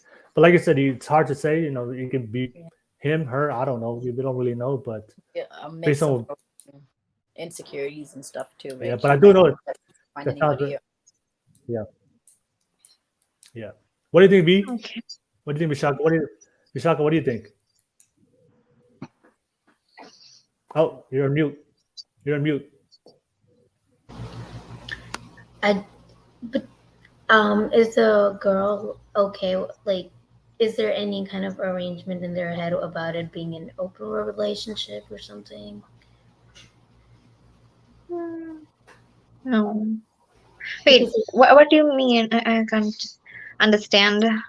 because nowadays a lot of people, when they've been dating for a long time, they try to go into open relationships. Oh, no. She's a very possessive girl, but I don't know what's wrong with her. Both of them. I don't know what's wrong with both of them. Because she saw messages in his phone, but she just turned a blind eye and blames the girl for it. Yeah, I just feel like that guy is, I don't think he's in love with her, because I feel like when you find that one person, you want to be with that one person. You don't want to go around with different people saying you're exploring, because what are you exploring? Different vaginas? That's what he's doing. What's the You know whole what he point does? He at this he point? he he tells the girls that he usually sleeps with, that he is in a relationship, but that relationship is boring and he's not happy. And the girls, they are willing to, sleep with him. I think he's still in that relationship because it's his comfort zone, and he's still gaining like emotional sympathy or like emotional comfort from that relation. But like he's done with that relationship otherwise. He's just like using her as her like cushion at this point. He goes out, has his fun, comes back, and like use her and then throw her when he's done with her. I don't think anything good is gonna come out of that in long term. Like this is not gonna sustain. He's definitely not in love. Like there's definitely no love if he's like fucking around without a care in the world. Yeah. Mhm. What were you, Christine? What do you think, Christine? Taking by the of the story, we so he definitely knows a lot about her, the way she acts, how to manipulate her. So that really helps him, I think, to keep manipulating her even after she saw the messages, to keep telling her that oh, this is what she was, and maybe he's deleting off his portion of the messages. So he knows the key or the button to press in order to make it click. So yes, I think he needs that. Most likely he has this. He has found this certain quality in her that he cannot let go of. Not everything about her is good for him, but this certain quality that he cannot find in another girl probably. That's why she's there as a backup. And if he finds someone with a difficulty, then that particular quality he might move on. But right now it's not happening because yes, he wants to go back home to this person who he can manipulate easily. Because maybe he's sleeping with the other girls, he cannot find that those girls that have been manipulated easily. So Okay. maybe I think the solution is to why they're not letting go of each other. All right, no worries. Thank you for sharing that, Christine. And I know your volume's still kind of low. If there's a way you can increase that volume, that'll definitely help. But I had a question to Ashiyana. Ashiyana, do you two, I know you said that was a previous ex. When he messages you, do you still respond to him? Who, my ex? Or what are we? No, like, because you said the guy that you were talking about, that was your ex, right? Before our life or just now? No, like the guy was the guy that you were talking about, like that's cheating, that's in a relationship, that's Cheating always on his cheating. girlfriend. Yeah, was that the guy you previously dated? Was it the guy you previously dated? No. Just her friend. Oh, there was somebody else. Yes. Friend. Oh, okay. Oh, a friend. Oh, I thought you said. That's my bad. I thought you said that was a previous No. person. So No. No. I No. had a question I wanted to ask. But yeah, I think. I think there's some based on that on what you said. I think there's a lot of problems both the guy and the girl in that relationship. So you definitely gotta avoid that. But yeah, that was a yeah. I think anybody that's in a relationship and still looking for other options. I think that's either the problem is with them, there's something that they're dealing with, or the problem is with the relationship. They think something they have to figure out. All right. But that's why we brought up in the beginning of the podcast. That's why duty is important. Duty obligation is important. I think if a man has power, if they value duty and obligation to your partner, I think you can avoid those issues. I think because sometimes I do see with my friends, like I have friends who in relationships, and when things get tough, when things get they go through the ups and the downs in the relationship, they were like, you know what, they always think, maybe they always have to, like, maybe I should leave the relationship, maybe I should seek another option, maybe I go try somewhere else.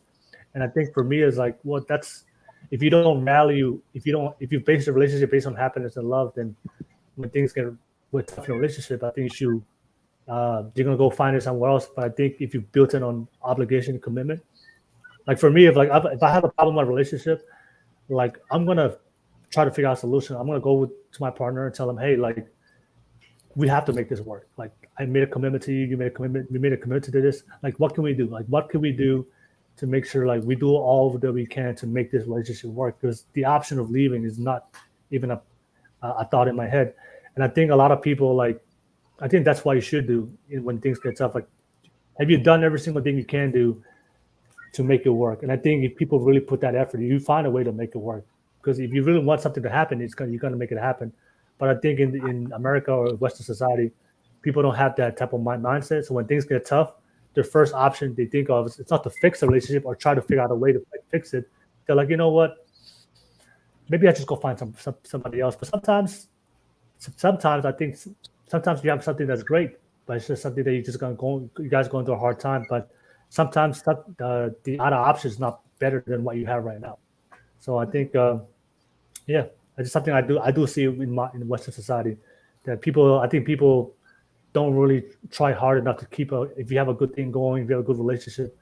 What I see in Western society, I don't really see a lot of people trying hard enough to make it work. When things get hard, the first thing they do is just, you know what, I'll just find somebody else and they'll leave. So, TL said, oh, any link, Will? Oh, my bad. I definitely haven't posted the link. Let me respond real quick. Let me put the link on real quick. I think if somebody wants to jump on and just posted it. Yeah, so I just, my bad. The convo was just, I got lost in the conversation tonight and just totally forgot to post the link. All right, so that was Ashiyana's question. Let me post it. Let me pass it to you, Jaya. Jaya, did you have your question you want to bring up for tonight's podcast? Go ahead. Why does body count matter when it comes to women in Indian culture? Oh, what? Why does body count matter? Okay. Yeah, when it comes to women. When it comes to women, okay. Yeah. So obviously, there's a question more for the men. So, yeah, fellas, if you watching this right now, click on that link. I definitely would love to hear what you guys think, because this is a question not really just for men, but like for you, the men. Does it matter to you guys? Like, yeah, how many people your man has to with, or yeah, body count does matter. I think for most men. And I would say the more masculine a man is, I think the more he will prioritize body count. Oh, let me add on Daniela real quick. Hey, what's up, Daniela? Thank you for jumping on. Perfect timing. We're talking about body count. This is your area of expertise. But I would just say this. I know for a lot of women, they may not understand, but if all the women right now, if they're watching, I think for you to be able to digest that what we're gonna say, so that way it doesn't seem like we're degrading or hating women. You have to understand that you have to see this from the lens of a man. So for all the women that's watching this right now, sometimes if you see it from the lens of a woman, talking about body count, for a lot of people, for a lot of women, they don't like to hear it, but this is from the lens of a man. But the reason why, for guys, the reason why body count matters for us, one of the things that we prioritize in a relationship for men that we really care about is paternity. We want to make sure, we just want to make sure that if I'm gonna be responsible to be the provider, protector, and the father of this child, I just want to make sure it's mine. And I think the way the men see it, a woman that tends to sleep around with a lot of men, that is a big risk to me to know, that may not be the father of my child if I choose to have children. So for us, it's like if a woman that's very promiscuous, she has a high body count, and I think for men, especially with men who are very masculine in nature, I think we're very competitive and we're very territorial in our nature as men. We're very territorial for a woman. We want to make sure that she only reserves her sexuality and only has access to only me. I think for a lot of men, we don't like it if I'm gonna be able to lock you down and be able to provide all the things I provide for you, to be a good man for you, but you're still giving that away to other women. You're still sleeping. To other men. You're still sleeping. I think for us, it's a big risk that I may not know if that's going to be my child. That's why for a lot of guys, what, I prefer to go with a woman that doesn't sleep around, because I know for sure that if I'm going to have children with that woman, I know for sure that child is going to be mine. And of course, I don't have to worry about being very territorial with her, a woman that has very self-respect with herself. And I know for a fact that if she's very high standards for herself, how she treats her sexuality, I know for a fact that she's going to respect my standards as a man. So when I tell her, hey, I don't want you to be out there and be promiscuous, I know for a fact that our relationship is going to be much easier. But if a woman's very promiscuous, for a woman that has a lot of sexual history, if I tell her, hey, I don't like that, I think you're going to find a lot of challenges from that woman, if that's my expectations as a man. And I think for a lot of times when women tend to be very promiscuous, I think for a lot of times that these women tend to become very independent and very masculine. And I think for a lot of guys, like, we like feminine women. And in my experience, the more times a woman has sex with all these men, and these men don't give her the relationship or don't give her that commitment that she needs, a lot of times these women carry a lot of issues, a lot of trauma from previous relationships, and a lot of emotional baggage that the next man is going to come up to be the next man in her life has to deal and face with. So I think those are the three biggest things that come to my mind. Why when I hear a woman that has a high body count, that's very unattractive, not only for me, but my conversation with other men. Number one is I just want to make sure the kid's mine, paternity. If I know that she slept with a big history of men the last year, then if I'm the next guy to date her and we have sex and have children, like, how do I know for sure? How do I really know for sure that's my kid?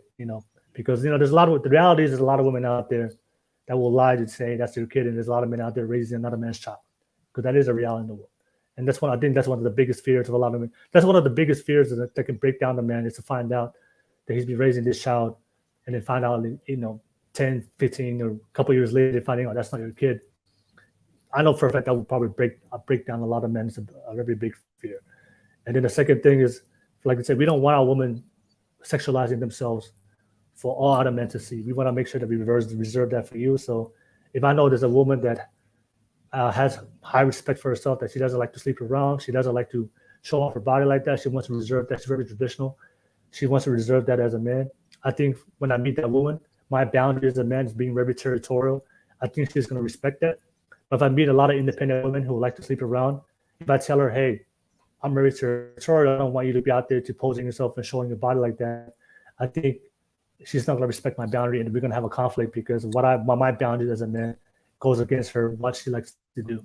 And I think the third thing is the emotional baggage that comes with it, or those women tend to be very masculine. Because if all the men in your life have disappointed you, if all the men in your life has never given you long-term commitment and never shown you any trust to build something, a great relationship, a lot of these women have the mentality, you know, I don't trust a man, I don't need a man, and then of course they have to survive in this world, so they do things on their own, so they tend to be very masculine, and they're not very feminine to depend on a man. So I think for me, I like a feminine woman. I like a woman that's very beautiful, feminine, nurturing, caring, loving, just like to be a woman. That's very attractive to me. But I know that from the women who are have a high body count I have met in my life, they're very independent women because the men in their past have never sticked around. So they have a very negative perspective when they meet men, that if I'm just going to be a guy that's going to disappoint her, there's a guy that's going to waste her time. And for me, it's just too much of things I have to deal with when I can just go with a woman that doesn't have a lot of experience with a man. She just doesn't have a lot of heartbreak or bad experiences. She still has a very positive perspective of how she is a man. Like, she still believes in like a man. There's good men out there, and I would rather be with that woman. So, but yeah, that's just my point of view. But let me pass it to Daniela. Daniela, you just jumped on. Thank you for jumping on. What's your thoughts on the question about why does body count matter to a man? Yeah, I want to reframe the question. Does it really matter to women what all men think about body count, or is it only important for the type of man that you want to attract and that you know will make a good long-term partner? Because there's a difference. And I'm pretty sure a vast majority of women don't give a shit about what most men think about body count. But when it comes to the type of man that you're attracted to, I think oftentimes that question is only referred to those type of men. So why do they care? The vast majority of men that women are attracted to now are intelligent men. Very intelligent. They know who they are. They can articulate their thoughts and how they are and who they are in the world. So one of the things that come with a man who's in that caliber of, whether that be 1%, 2%, 10% of all men, is they know and understand how female operate and how they work. We can talk about the studies, but the studies, you refer to studies when you're trying to make a point, but I guess that what I'm trying to angle here is more of an understanding. So for the type of men that most women are attracted to, they know these things. They understand how women react. And a woman who's quite promiscuous is very combative. And the reason why she's very combative is it comes with the territory of being a very promiscuous woman. You have to stand in your frame as a woman of that stature. Not only that, you have to prove to the world that you are who you are, and then you can do just as well as men do in that field. Most women who do go down this route compare themselves to men. Okay, if men can sleep with so many women, I can do that too. So in order to run this comparison in real life, there are some male behavior that they adopt, so therefore that they are able to partake in whatever we call as a sexual marketplace. So we care, as what Will was saying prior, is that we care because it shows us whether you are going to be the type of woman that will respect us as leaders. When we, and I would like to compare myself as one of these type of men in some level or standards, we're already out in the world combating other men. That is the life of a man. We compete, and we compete mercilessly in whatever field that is, all in the hopes that we acquire the resources that will give us the necessary ability to, when we one day have a woman, or some men would say a plethora of women, we may be able to provide and protect in whatever that means necessary, whether that be finances, resources, whatever that looks like to the man. Mostly it's currency. So if you're a strong, independent woman, you're most likely also in the same line of thinking as promiscuity for women is, it's fine, you can partake. Unfortunately, that bleeds through a lot more worse for women than it is for men.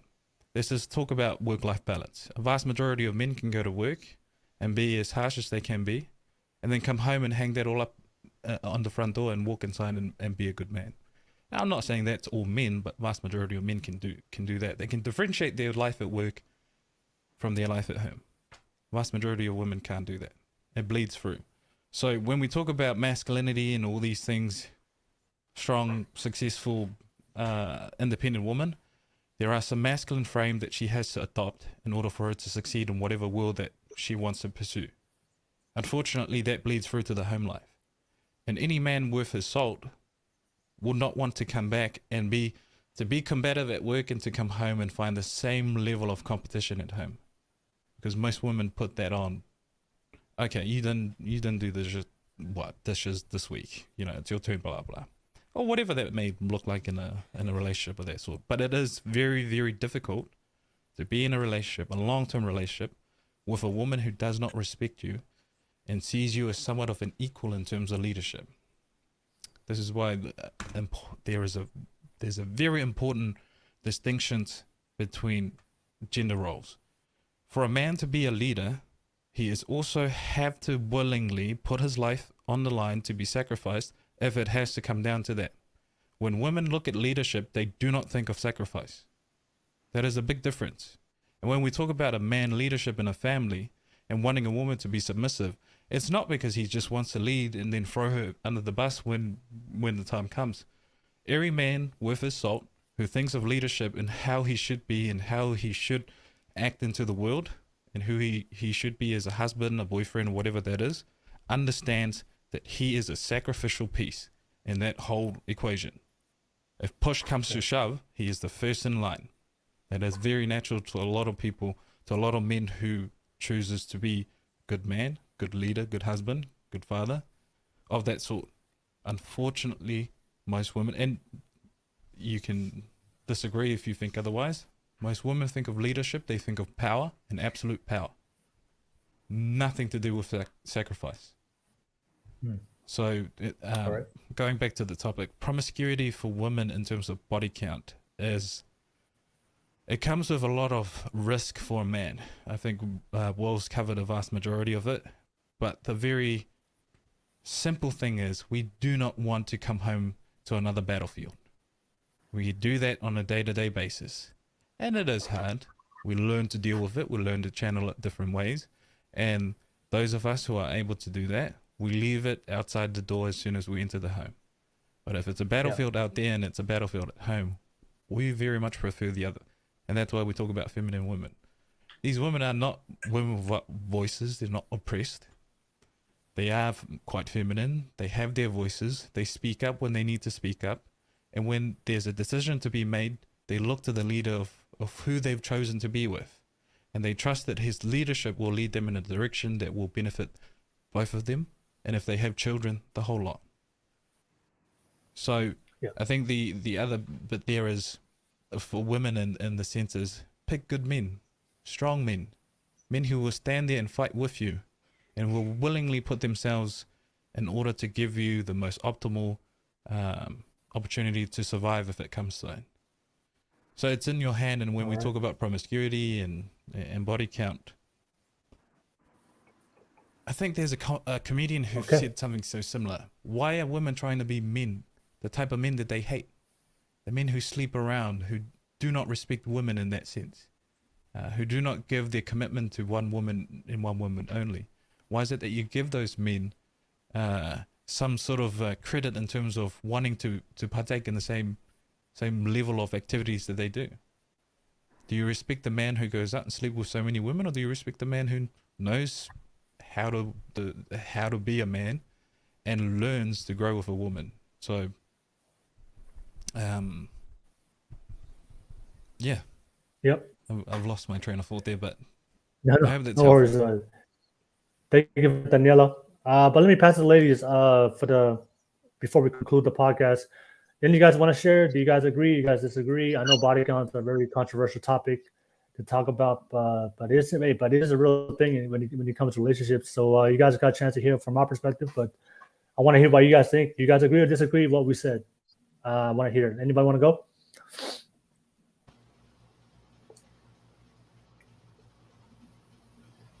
No, Jaya, I know that was your question. Anything you want to add on? Yeah. Well, I don't just necessarily mean being like promiscuous or something. Like, what if you date a woman who has been in more relationships than you? Like, would that bug you?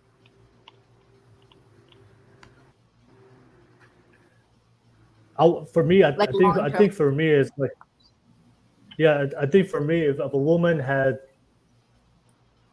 if a woman has been has if a woman had past relationships, but those relationships was like long term, I think that wouldn't be a big issue for me if a woman just had multiple sexual partners Had with more no partners, relationship with women. but they Yeah. were more, they were in longer relationships. In I'll let you on a little secret that a lot of men have when they look at a relationship, right? So, a lot of men, when they get into relationships, they often think about imprinting on a woman. It's quite natural for us. It's somewhat of a natural instinct for us in terms of at least getting your loyalty as a woman. Unfortunately, most men think about imprinting from a man's perspective in terms of what and how I should be as a man to imprint on a woman. And some people may say they find success in that sense. So what I mean by that is that when we think as men about how to imprint on a woman, we think about what makes us attracted to a woman rather than say, what does a woman want? One of the biggest thing that I talk about, and we actively talk with Will, is exploring sexuality. It's a big thing for a woman. Right now, there's a plethora of women who has an expectation of a nut to judge a man. So these are things that most men don't usually think about.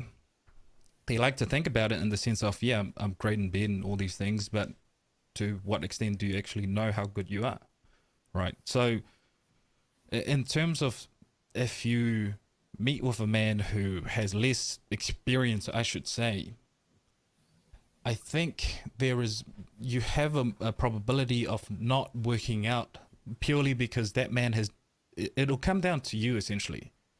If that man has less body count or less experience than you, you will engage and judge him based on that. How well is he around you? How well is he in bed? Can he tolerate you at your worst? Is he able to be emotionally aware of where you are in terms of how you're feeling throughout the day? Is he able to read your mind in that to a certain extent? So it's not really a big important thing to most men because most men are on the average spectrum, and it's not a harsh thing to say. Most men will take what they can get. They don't really think too much about body count and all these things. They would like to think about it, but what are their options? They don't really have any. And even to get to the opportunity to date a woman is a big enough task already, and to maintain and to keep that relationship is an ongoing working process. So most of these men don't really care, but ultimately you will decide. The big positive that's gone women's way is that feminism has pushed that narrative so far to the point that women no longer prioritize responsibility over happiness. And now you have to be happy. You have to be loved or feel loved. Whereas the vast majority of what we consider traditional relationship put love and happiness aside to carry out their responsibilities. Now, I'm not saying which is better or which is not. We'll eventually find that out in the long run. But responsibility was prioritized over what they were feeling for each other. Yeah. So now women rule the game in the sense of it all. You walk away from good men from very small, minute things that most women feel, financially we're not doing it very well. Instead of sitting down and communicating with my man, John next door's got a nice car. He's working a very great job. He's been eyeing me out the last couple of months. Maybe I'll try it with him. Yeah. And that is, although that sounds problematic to me as a man and someone who's always thinking on a solution-based spectrum, that excites me in the sense of this is probably one of the best opportunities for men to increase their values, is to learn these things. Okay, if the woman that you're attracted to is high maintenance, she loves, nice things. If you're attracted to that type of woman, you should at least try and reach that level of standard. I don't know whether anyone remembers Fable and the parables of Fables. It talks about a wolf who saw a grapevine and tried to reach for it, but unfortunately he couldn't leap high enough. So instead of trying to figure out what to do to get to the grape, he speculated that the grape was not ripe, it wasn't suitable, it wasn't edible, and walked away. So I think most men are risk averse nowadays, that when they think about the women that they're attracted to, and as soon as those women list any expectation that's outside of their current situation, they walk away. Yeah. And that to me is not a very productive or solution orientated type of man. If you're Yeah, attracted just to to, a very attractive woman and she has a level of standards, increase your value. Yeah, let me just step in real quick and thank you for sharing, Daniela. I know we're gonna conclude the podcast, but ladies, any last thoughts you want to share on that topic before we conclude? Jaya? Nope, all good. Thank you. Yeah, no worries. No, I guess my final question before just to conclude on that, like ladies, I'm not aware of your sexual activity, but for you ladies that have had sex before, do you find that when you have sex with a man that you're able to bond with that man and connect with that man long term? Like when you have sex with a guy, like you tend to bond with them, have a stronger bond with them with that guy when you have sex. Is that something that you guys experience? Yes or no? Wait, what? I think- don't understand. Like when you have sex with a man, right? Yeah. Then after having sex with him, that your bond with him is very strong. Like you feel connected and bonded with him, like an emotional level, physical level. Like you just like after you have sex, like you're connected with him a lot. Man, like we have a more strong connection with him. Do you guys feel that for the most part? Yes. Yeah. Yeah.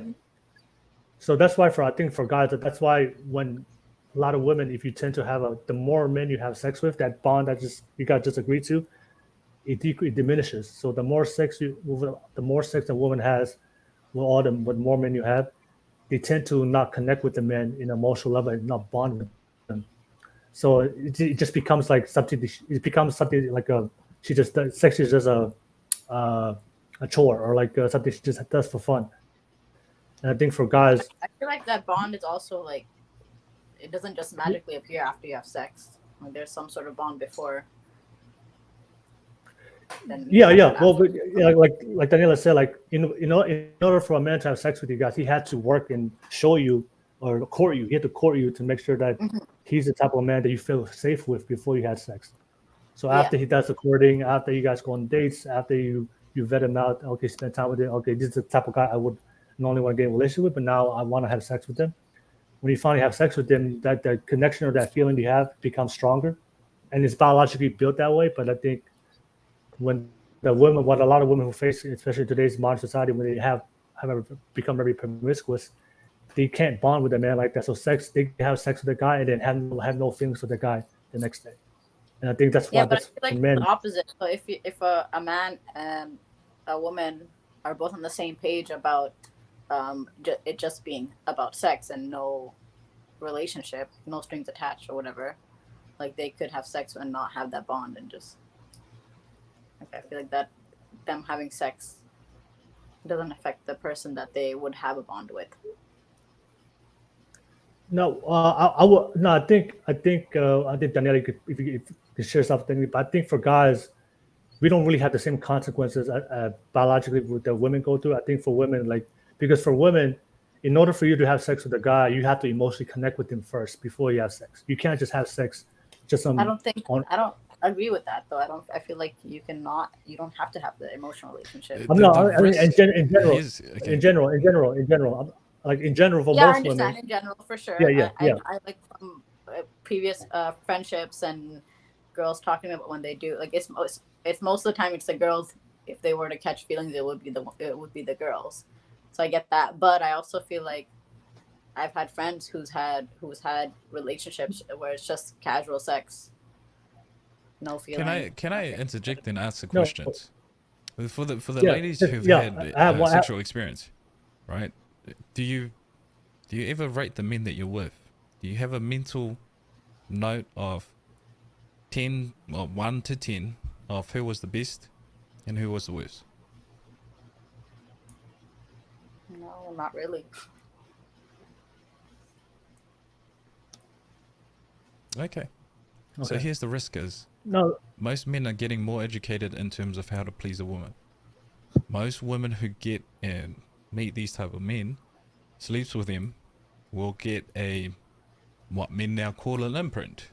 And unfortunately for you, you will live through your life trying to find the same person. And I know a few of the men that I've worked with and have become my colleague and friends of mine. And myself included, who have exes still barraging my DMs. I am in a 7-year-long committed relationship with my wife, and that's never going to change. However, looking through the lives of these women that we've come across, it's very changed. And I'm not proud of it. I'm not saying, oh, look at me, this is what I've done. But this is the risk that you run as a woman. So, yes, you can have friends with benefit. You can agree to have no strings attached. Up until the point you find a guy that acts out every bit of that list that you have, and then boom, the sex is also there. That is very hard to walk away from. And I've seen a lot of women become bitter over the years because they couldn't get the guy that they really wanted to be with. And it's not just the guy with great, whoever he was, personality, looks good, very fit, very hygienic, but it was also someone who was very good in bed. And good in bed in terms of not how he was able to perform, but how he was able to cater to every bit of signal that you gave him in bed. Yeah. So that's the risk that you run. Most men can put their reproductive organ into anything and be satisfied. You women will go through a multitude of men until you find one that really knows how to work you. So that's the difference. Yeah. Men, we don't need much. We really don't. And that's why we can have sex and not really be tied emotionally. Sorry, Will. Carry on. No, you're good. No, I'll just say this before we conclude. I know Jaya said, no, I'm just saying in general, for most of you girls, like most women, you have to emotionally connect with the man. Like for you ladies, if you walked outside of the street and then some random guy approached you that was very attractive, but he just approached you randomly, and hey, he just said, I want to have sex with you. Would you guys take him up on it? I wouldn't, but I've had like friends who've done that, like literally gone out clubbing and literally. Yeah, but that's I'm saying those are the exceptions. I'm just saying for most women, if you walked in the street, don't say the club. I'm just saying you walked in the street and you walk into the grocery store and some random guy just approached you and he was very attractive and he said, hey, I want to have sex with you. I think most of you guys won't take him up on it. No. Right? Because at first you need to emotionally connect with him to make sure he's a good man before you have to have sex with him, because there's a lot of risk. But for men, if I'm walking to the grocery store and a very attractive woman approached me, and that's most guys, and the woman said, hey, let's have sex, I would say most men would take that offer, because we don't need to emotionally connect, because for us it's just purely physical. So we can. That's why I think like this. I don't believe in promiscuity. I don't think that it does have any value in a relationship for both men and women. But I do understand the biology that a guy can. That's why a guy can have multiple sexual partners, because it's only physical. But when he's ready, if he's ready to emotionally connect with the woman he wants to be with, he can still emotionally connect with that woman. But if a woman has multiple sexual partners, but now it's time to emotionally connect with a man, then it's gonna be very hard for her, because she lost that. She kind of like that ability to do that has kind of gone away because of her experience of being with all these guys.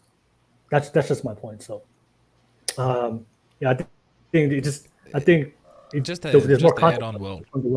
Just to add on. Yeah, like real quick, Daniela, because we got to conclude. Yeah, and just to be fair, not a vast majority of men are promiscuous. Yeah, there's very minute, purely out of the explanation that Will has. So when you think about promiscuous men, only a very few men do behave that way. The vast majority of men don't. So just to be clear. Yeah. And even at the club, I know you brought up the club. I know a lot of people have the assumption that everybody gets laid at the club. No, most people don't get laid in the club. It's only the very attractive men and women get laid in the club. 80-90% of everybody at the club are not getting laid. We're going home, to a lonely bed. We're going home to a lonely bed. So that's how I think. But that's thank you for sharing that, Jay. I think that was a good topic to finish up the podcast. And I will read some comments real quick. I see OB Gerald. That was a really good. Thanks, Will. Hey, thank you for jumping on for the podcast for the very first time. Shout out to you.